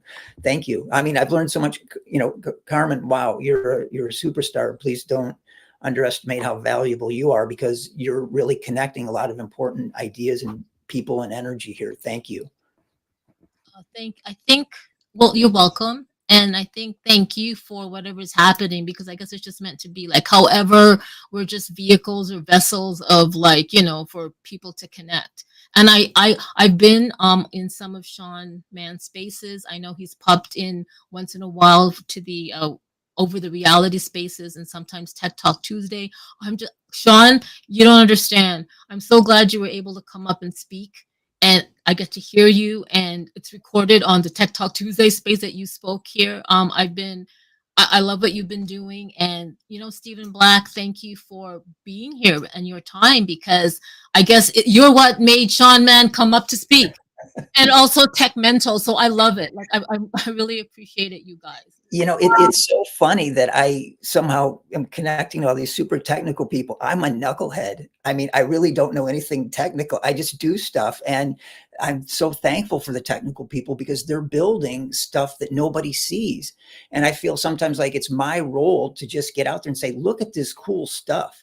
These guys are sweating, slaving, testing, making mistakes, many times not making a penny. And, unless it gets out and seen, that those efforts are not, they're lost. And that's what, going back to Bubico saying, hey, look, don't be afraid of this tech. It's fun stuff. So, thank you for everybody. But, Carmen, you really connected a lot of stuff here. Thank you. Well, thank you. And I got to do a shout out to Hexadize right here, my Texas brother from another mother. If it wasn't for him and Honeycomb Michael coming up last week for Tech Talk Tuesday and talking about what they were doing with augmented reality and Miami Art Basel and Winter Wonderland, and this is like a global thing, then you wouldn't have like found the Tech Talk. It's like breadcrumbs, man. It's all about the breadcrumbs. Tech Mental, go ahead. Yeah, I want to go on record here, and I'm not. And excuse me if Steven's already kind of described this, but Steven, I'm wondering if we can go back on the DeLorean and go back to 2002 at Shanghai, and would you be able to describe what you saw when you experienced? I'm not sure if it was your first AR experience. What was the device that was projecting it? What were because we're talking 2002, so I think 2005, 2006, 2007, where the smartphones came into play and stuff like that. So what exactly? Yeah. Thank you.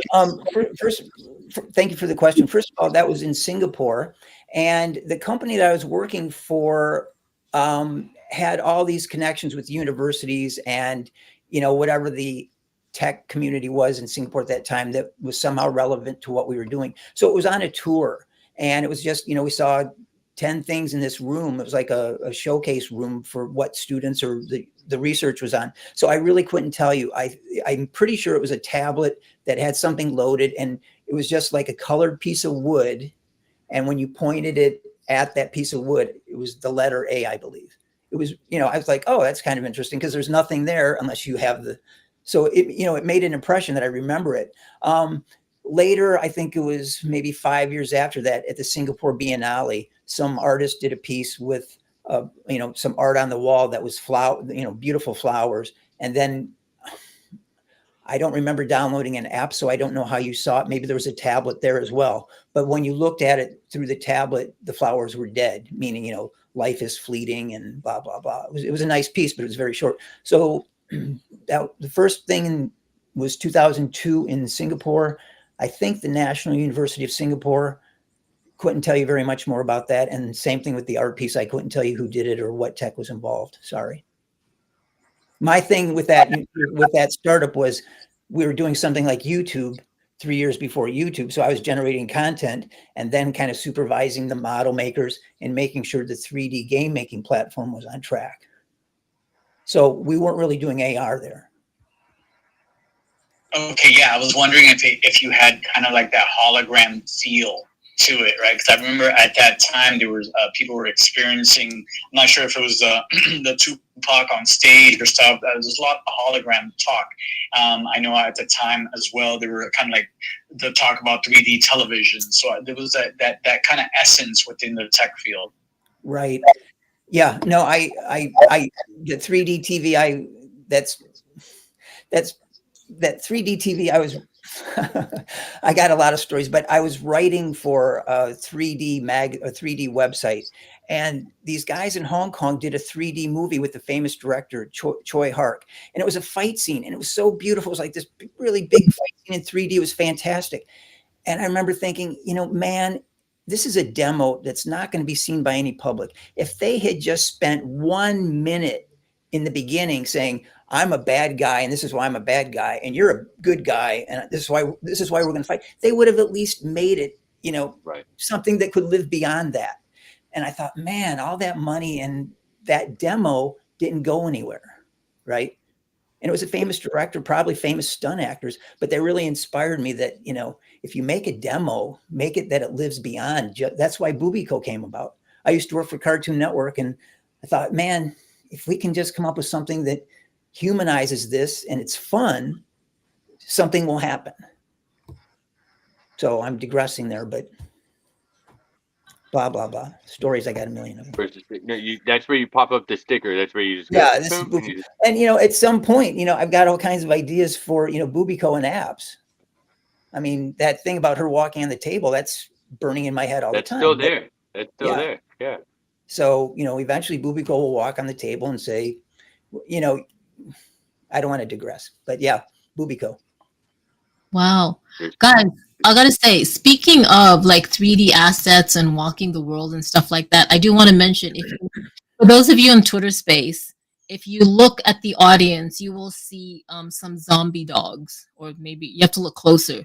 So there is Meganet, there's Razzle, there's Conrad, and somebody dropped, and Thor. So they are actually repping these zombie dogs, and it's a 10,000 NFT collection, the Zombie Mob Secret Society, and or other words, Xenu. They are on a layer 1 blockchain, but more on that.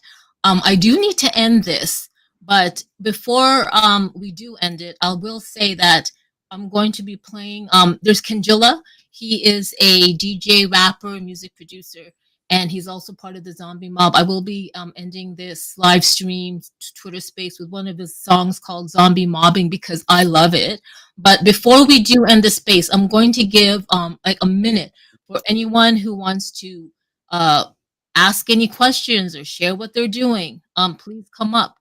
And I really want to be respectful of people's times. Man, my lips are blah, blah, blah. And yeah, but I want to give people the opportunity to come up and speak. So raise your hand. Like, again, Tech Mental, I really appreciate you coming up and speaking, sharing what you're doing, asking these really great questions. Sean Mann, I love that you came up and spoke, and your information is pinned up to the Nest. I also put it up on the live stream.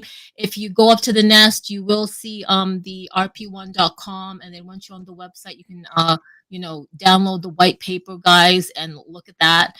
In addition to, shout out to all the creators, Honeycomb, Tech Mental, LM Designs, again, Altered Alley, all the stuff you're doing on Spatial, and you know what? Altered Alley did something interesting. He got what is it? Like a bunch of he got Grok and a whole bunch of AI stuff to do some tattoo thing. I don't know. I need to actually ask you something about that. And shout out to Era Labs for all the great designs you are doing. Sean Mann. I just wanted to add that, in about 2 months, we have a global open demo that's going to happen where anyone will be able to come to rp1.com and instantly enter into this space and connect with anyone from any device, including mobile, desktop, and VR as well. And so I just want to obviously welcome the entire group to join.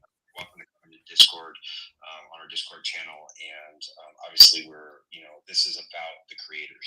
In fact, all of our programming, all the things we've done is actually to unlock the ability for creators to finally have a free space to build out and not be controlled by some type of wall-guarded system. And so we're hopeful that we can build a community around open standards, because this is what it's going to take to really have the community excel. So super excited to be a part of it, and can't appreciate you enough for running these rooms, because it helps really just get the dialogue and really bring people together with similar interest that all want to make a change in their lifetimes. So thank you so much.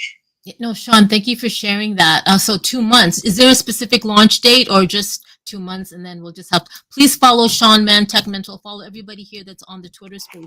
You have a launch date for that? You know what, we do. I don't like giving it out just because when you're with a small team doing things that billion-dollar companies can't do, sometimes you don't meet those deadlines. So I think we're right around the 2-month mark, give or take. I have unbelievable programmers that are solving amazing things, but when you have 4 programmers full time, it's there's only so much you can get done. So right now we're looking at right about 2 months. It could go a little bit longer, but if you just check, if you're on our Discord, obviously we're going to make announcements. If you follow me, I'm going to make announcements. So, and I'm on LinkedIn as well. So you guys will all definitely know as we get closer. If we get enough people, I'm even happy to do a private demo. So if you ever want to do a private demo before the global launch, it's as simple as me creating a special URL that you can put in your desktop browser or inside a VR headset, and we can actually all jump in there. And you can go to space. We have a digital twin of Earth, so you can go to. We have about 4 or 5 locations we built on Earth, and you literally can walk there, teleport, you name it, instantly talk with each other. You can go to space. You can go to see literally. You can stand at a space station and look down on Earth, and then you can actually fly to Earth to the actual 4 locations that are actually built. But it's massive. When I say massive, it's like true one-to-one scale, and the cool thing is you're never leaving the ecosystem, and it's all being streamed to you in real time. So it's not like you're waiting for all these downloads and installations. It's all instant, just like how you go to any website and download this. It's probably one of the we've had some of the biggest people in the industry come in, and they're just jaw dropped on what's possible. So if you ever want to reach out, I'm happy to bring an entire community in just to sample it, or get kind of like a pre-demo, if you will, before we do the whole the global demo launch. But more than happy to share that with you guys. You know what? Thank you. I think we would love that. I think LM, Era, Altered Alley, I know Honeycomb and Hex. I personally, I think I'm going to pull in Brover and Strawberry Texas Prime. Yeah, let's all get together, and thank you for that opportunity to get a demo before the launch. Like I'm there. We'll figure it out. We'll totally figure it out. Before we go, Stephen, Hex, do you have anything you want to say? Any last? Just thank you, everyone. Thank you. Look, I'm overwhelmed, actually. Yeah, I really am. like I'm with both of you on this. Thank you, and I'm overwhelmed. Yeah, like I'm so I don't know what side I'm on for you guys, but I'm in the middle. So, but yeah, no, I'm soaking all of this in right now. I thought I was going to do some things this November and December. It looks like I'm going to add some more rabbit holes to my rabbit holes. It's like, welcome to the world of now. I said it the other day. I understand now why the rabbit holes is, because you're still inside the same berm. You're just, yeah. Yeah. I get it. I never really understood before, but I'm getting it. I'm starting to get it, because I feel like part of the missing piece to all this is really what Sean Mann and his team is building. Like, whether that's going to be the thing or an example of it for other people to take. Yeah, sorry, Sean, is Sean still there? Sean, you've met Jan Erik, or you've talked to Jan Erik? Jan Erik has actually been inside our demo. We're actually, they have a weekly meeting. I should say weekly. Every 2 weeks they have a meeting, and we're going to be joining them. And they have all the geopose and all of the kind of the open standards, which we completely are aligned with, and we're bringing basically the single browser, or the ability to basically have the world population upload their maps, and where consumers can seamlessly share that. So the vision is like going to a real life museum in VR and an AR seamlessly is now possible, but there's still a lot of tech, especially on the AR side, as far as like an open VPS system, like a positioning system for like when you're in the real world. So there are still components that still need to be, I wouldn't say finalized, but definitely added to make this all happen. So it's we're definitely working with a lot of the open standard bodies. Fantastic. Yeah. Sean, you mentioned VPS, the visual positioning system. Are you familiar with over the reality? You are, right? I am. I don't know a lot about your back end technology. I understand obviously people can upload assets. What would be really interesting though, for us, and I've been thinking about this. I am connected with Thomas, but we haven't formally actually gotten together. But eventually, a lot of people are going to need the ability to create digital twins that will work for the open, spatial internet. And the requirements of that are very different than download massive data maps. And these are problems that need to be solved.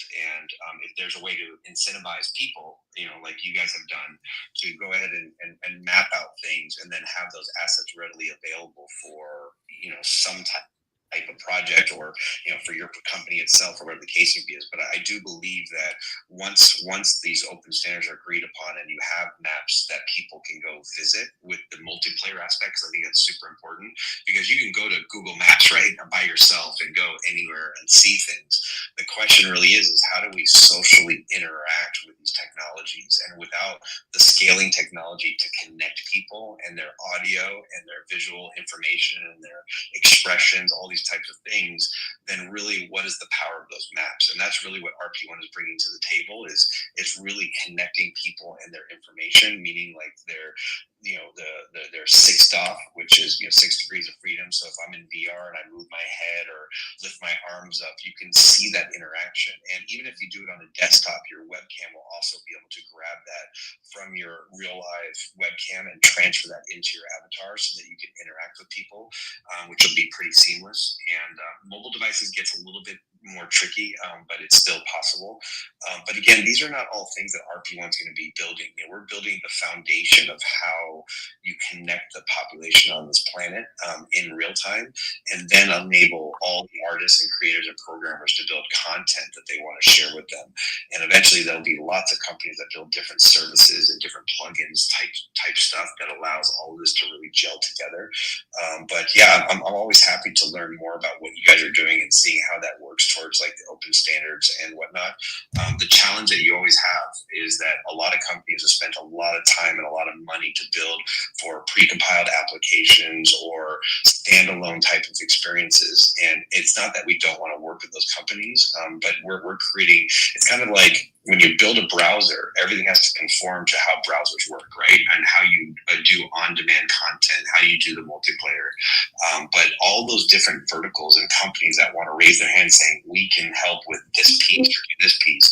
There's a reason why WordPress became a billion-dollar company. They were the first ones to really build a suite of tools on the open standard. So there's a way for companies to explode because they're the first, including like even like a moderator company. Like a lot of people are like, well, how's RP1 going to help moderate? I'm like, well, wait a minute, RP1 can't moderate the entire internet, right? That is for moderator tools to be built, where you have different AI things or different services that will actually moderate the audio, where you could decide if people, if they're in your location and they use the F word or something, you can kick them out, right?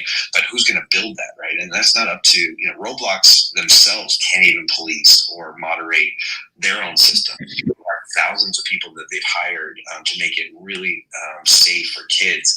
And, I don't know the numbers, and so it's not a knock on Roblox. It's just really, really hard. But I believe that there has to be automated tools.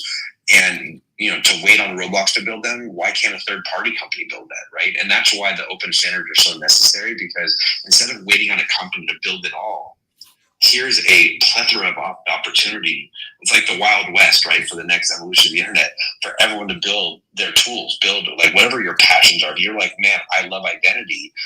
Once you understand what the open standards look like, you're like, I'll be the first to build an identity module based on some type of blockchain technology that helps manage all of your avatar information, all your personal data, so that if I walk to, the hospital, that I can now easily, seamlessly say, yes, allow my data to be shared. Or if I go somewhere else, I can, reserve or be, have some type of anonymous aspect of the interaction with those people. Those are things that, you want a company or an individual to think about 24/7 and build the right tools for that problem, right? Not wait for a company like RP1 or Roblox or anybody like this to solve all these things individually. And that's what's going to allow this whole industry to progress really fast, is when you start getting all these passionate people like the people in this room that can see the future but want to find a way to participate, because most of the people in this room and anywhere else is left out, because you're at the mercy of a walled garden, AOL Prodigy, Roblox that basically dictates what tools they pick and choose, what they can monetize. They can pick and choose how long you need to wait. If you had an open ecosystem, there's no waiting. Now you have lots of companies that will continue to build and solve these problems and make a better experience for everyone in the world, versus saying, this is my window that I have to work with because I have no other choices. And so I'm hopeful that there will be people that will upload. Going back to your question, there will be companies like yours that find a way to incentivize or get people to upload digital twin aspects up to the map.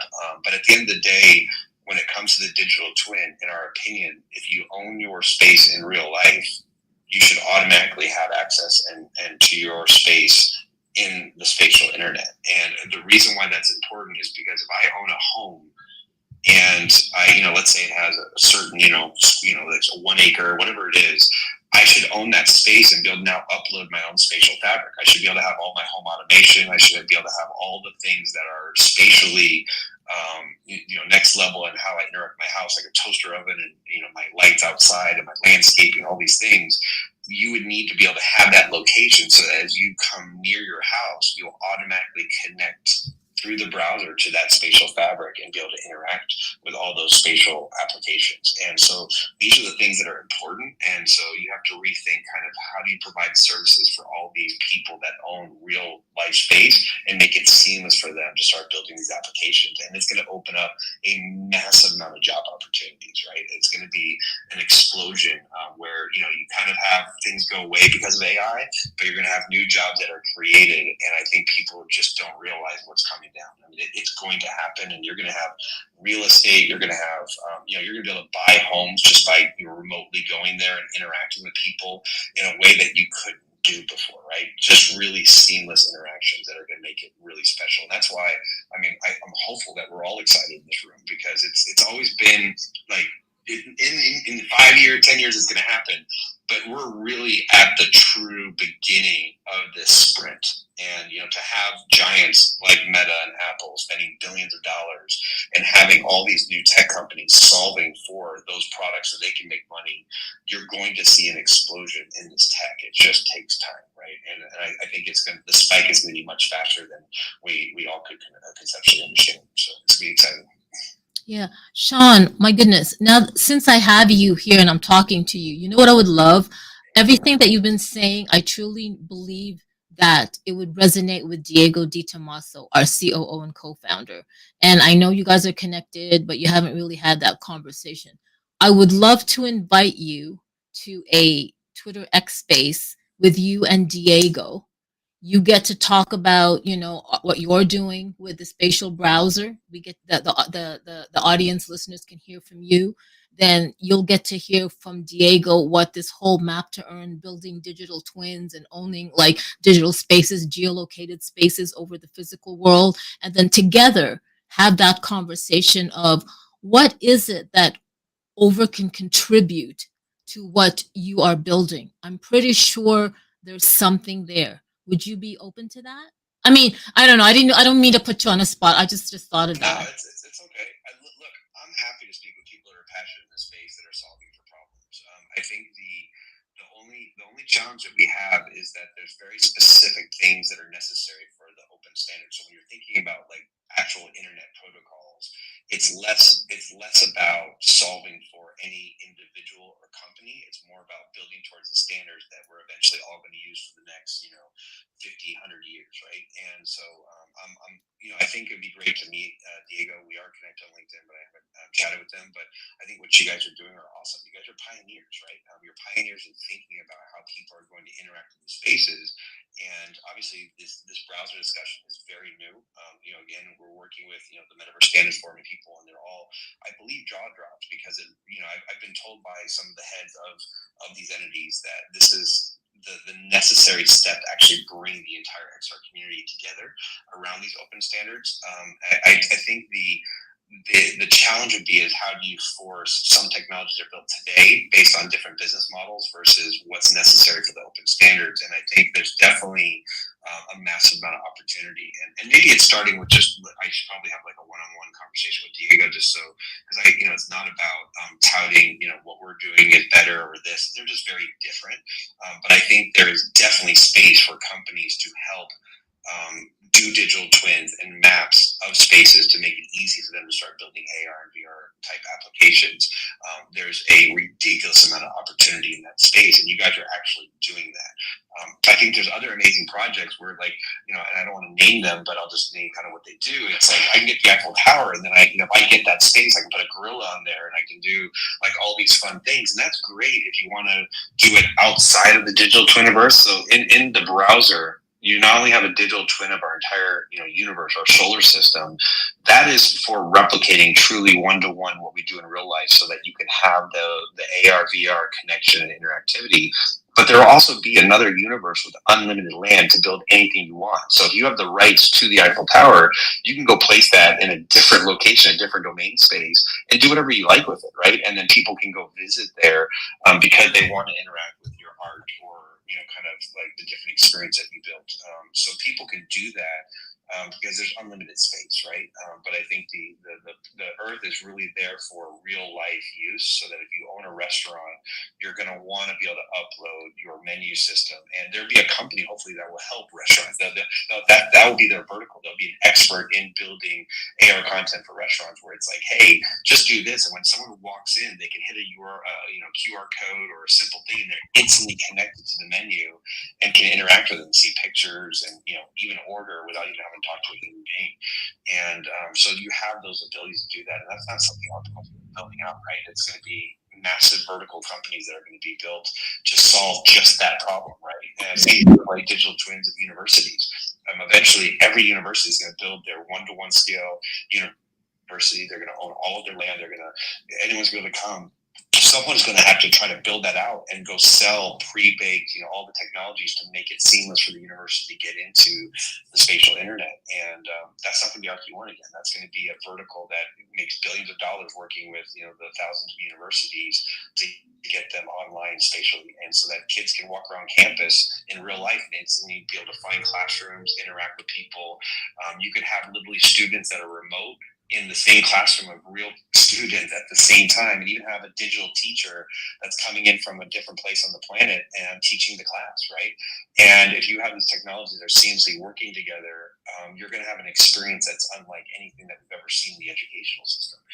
And so you can imagine the plethora of opportunity. Like I heard someone the other day, like, what's the use case for the metaverse? I'm like, what's the use case for the current internet, right?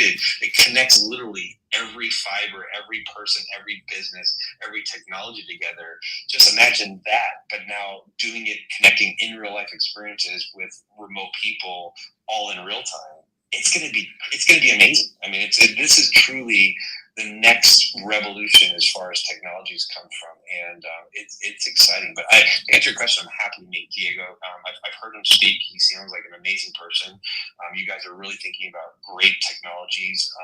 I just don't know where that connects with your current business model. Maybe there's a pivot or potentially a separate channel of business that you guys do around the same ideas. But I'm totally happy to meet pioneers and see how they can help in the process of bringing in the next open standards around the internet and stuff. Okay, that's perfect. I'll set that up with you and Diego Di Tommaso. I mean, there's things that you said that I would love to ride on in terms of over the reality, but I won't. I'll save that for you and Diego to talk about it, so you guys can explore what you guys are doing, and then maybe after that conversation, if you guys are open to having a Twitter X space, because I think it would be great for just educating us. And and putting it in the mindset and getting us prepared for a different way of thinking or a new perspective. And when you're talking about a vertical for restaurants, I know Tech Mental's already there. He's already carving that pathway. So in Miami anyway. But that is so cool. Oh my God, guys, I'm so excited about what's happening right now in the space. Again, now we are in the 2.5 hour mark. Again, thank you so much for all your time. Stephen Black. My goodness, thank you for reaching out and doing a search. Hexadize and Honeycomb. Michael, thank you so much for joining last week, or else Stephen Black wouldn't have found us. Tech Mental, Sean Mann, oh my goodness, thank you for coming up and sharing what you're doing and just opening up my mind anyway into the other possibilities and what is out there and what is possible. It's happening today. I do want to do a shout out to LM Designs, Conrad, Altered Alley, Meganets, Thor's, Era, Silent Dave, Razzle, Texas Prime, Brover, hashtag Strawberry OVR, and I know Lou was right there beside her, Zetanets, hey, and 420, JT, and Creative Owl, and Song of Eden. Thank you so much for joining. I know Creative Owl Songs of Eden, you just kind of joined, but this is recorded. Please, if you have the time, listen to the recording. This is fantastic, especially what Stephen Black has been saying, what Lex Tech Mental has been sharing, and what Sean Mann has been sharing with the spatial browser and how it's going to break down these walled gardens that everybody is building. Now, with that said, I'm going to bid adieu. But before we do, I am going to play one of my favorite songs from Conjilla, who is a DJ music producer from the Zombie Mob, and it's called Zombie Mobbing. If you guys have to go somewhere, then feel free to just kick out. But I'm just gonna like chop it up here with Zombie Mobbing by Kajilla. Thank you everyone so much. Tech Talk Tuesdays happening every Tuesday around 11 a.m. New York time. So thank you. And Hex, oh my God, thank you for being such a lovely in the middle glue for joining and jumping on. And yeah, we had that AI sponsor. Who was he again? Honey, my God, what's his name? Hashtag not Snoop. Yeah, not Snoop. It wasn't Snoop. No, that was kind of weird. Snoop. Oh, no, it wasn't Snoop. Hey, Rick the Ruler, thank you for joining. And here we go. Zombie Mobbing by Kingilla.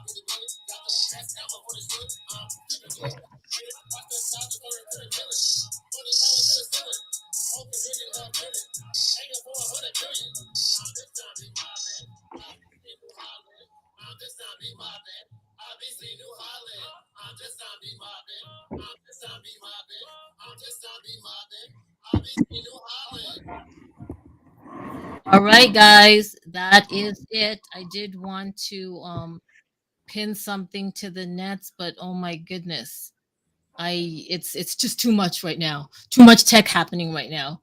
But please follow at Zinu Token ZIN. Here, I'll do this. Oh, it's Tuesday. I'm gonna pin it up to the nest for those of you that are there. Oh my God, I'm so insane. Please, can you just stay still?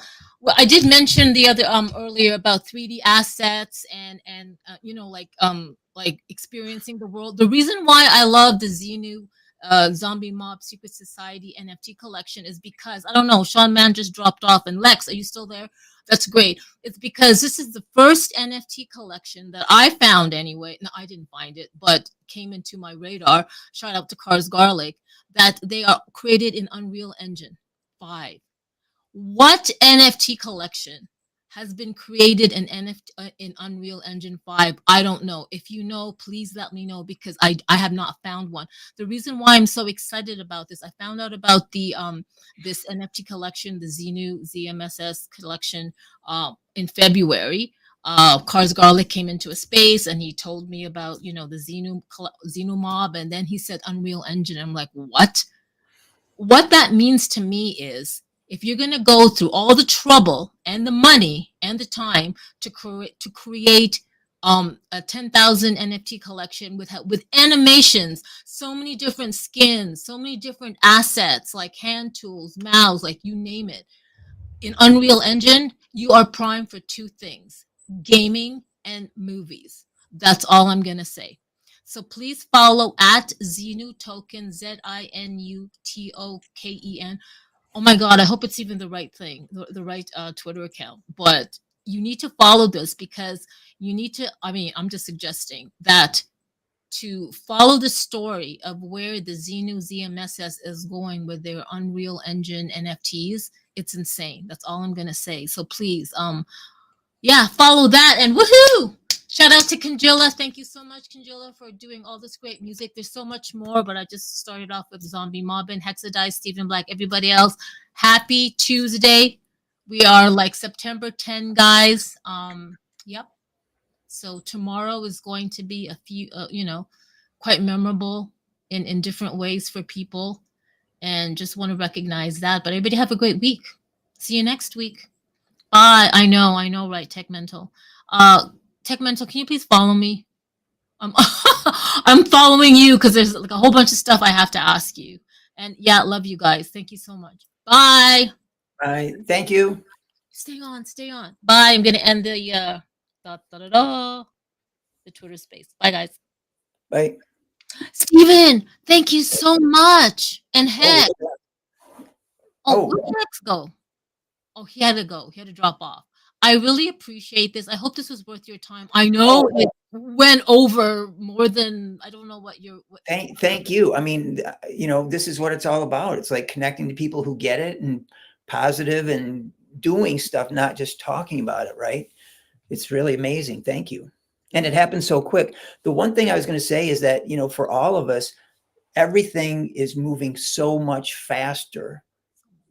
I mean, when I started, if there was one actionable piece of AR information, I was like thrilled if it was like once every 6 months, again, before ARKit and ARCore, and then ARKit and ARCore, and that was still kind of beyond me. And then it started to trickle down where I could actually access stuff. And now it's like every day there's something that's actionable or exciting. And this is like a huge spike in that. I mean, but today, this past 2.5 hours, so much energy and so much information. And Sean, I'm amazed because he's like, he knows really what's going on. I didn't know him, but the fact that he knows Jan Eric and all those guys, he's an anchor. He really knows what's going on. I'm going to DM you their Twitter links, their links, so that you can follow them, and then you can have that conversation also with Tech Mental. And Sean Mann and anybody else. I love that Sean Mann was open to having a demo, like a private demo for a group of people before that launch. I think I'll create a Twitter group and bring people in with Sean so that we can have that discussion and we can all like coordinate, because that would be amazing, especially to experience the demo all together, all the creators and the creatives and whatever at one time in that moment in time. I think that's fantastic. Oh my God. I don't know. Like, I'm just so blown away, like what everybody said in the space. Yeah.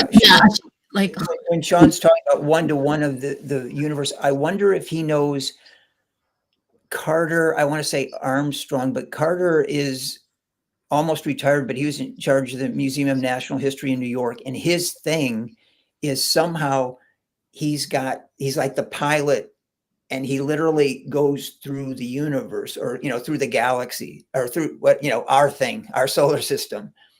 And I think his thing is 1-to-1. So I wouldn't be surprised they should know about each other. First I should check Sean's stuff. And from what he said, it's 1-to-1 of our galaxy, right? Is that the correct term? Our solar system, right? Oh, he said 1-to-1 of our Earth, Yeah. So but I think he said it even goes out into space. Okay. But 1-to-1 of space. I mean, the distances, I don't know how they do it. So I need to check that. Okay. But Carter is like, he somehow, I've seen him do it 100 times. He like pilots, and he'll say, okay, now we're going to go to Mars. And he's like driving over Mars. And it's somehow based on real stuff. I mean, his dad, I think, was a NASA scientist, and he's following in his footsteps. And anyway, he should know about this if he doesn't already. Okay. Well, you can have that. Please have that conversation with them, and then who knows, we can go from there. Yeah, I'm going to find Sean on LinkedIn and just drop him a note right now and just say hi. So nice to find out about what you're doing. Okay. Not only that, can you please in the Twitter DM, you mentioned, what is it, immersible, like what is it, augmented reality city.com? Yeah. Can you please share those links or those links so I can look them up and share it with the group? Yes. Okay, definitely. Thank you. Okay. Oh my God, thank you. Thank you. Have a great day. Thank you for all the work that you do. I know there's a lot of stuff behind the scenes that we don't know about, and you're doing a great job. Thank you. No, and you're welcome. But I really appreciate your time. And we got to talk more. I'm going to connect you with Hex and make sure to know them. Okay. Have a good day. You too. Bye-bye. Thanks. Bye. Thank you, everyone.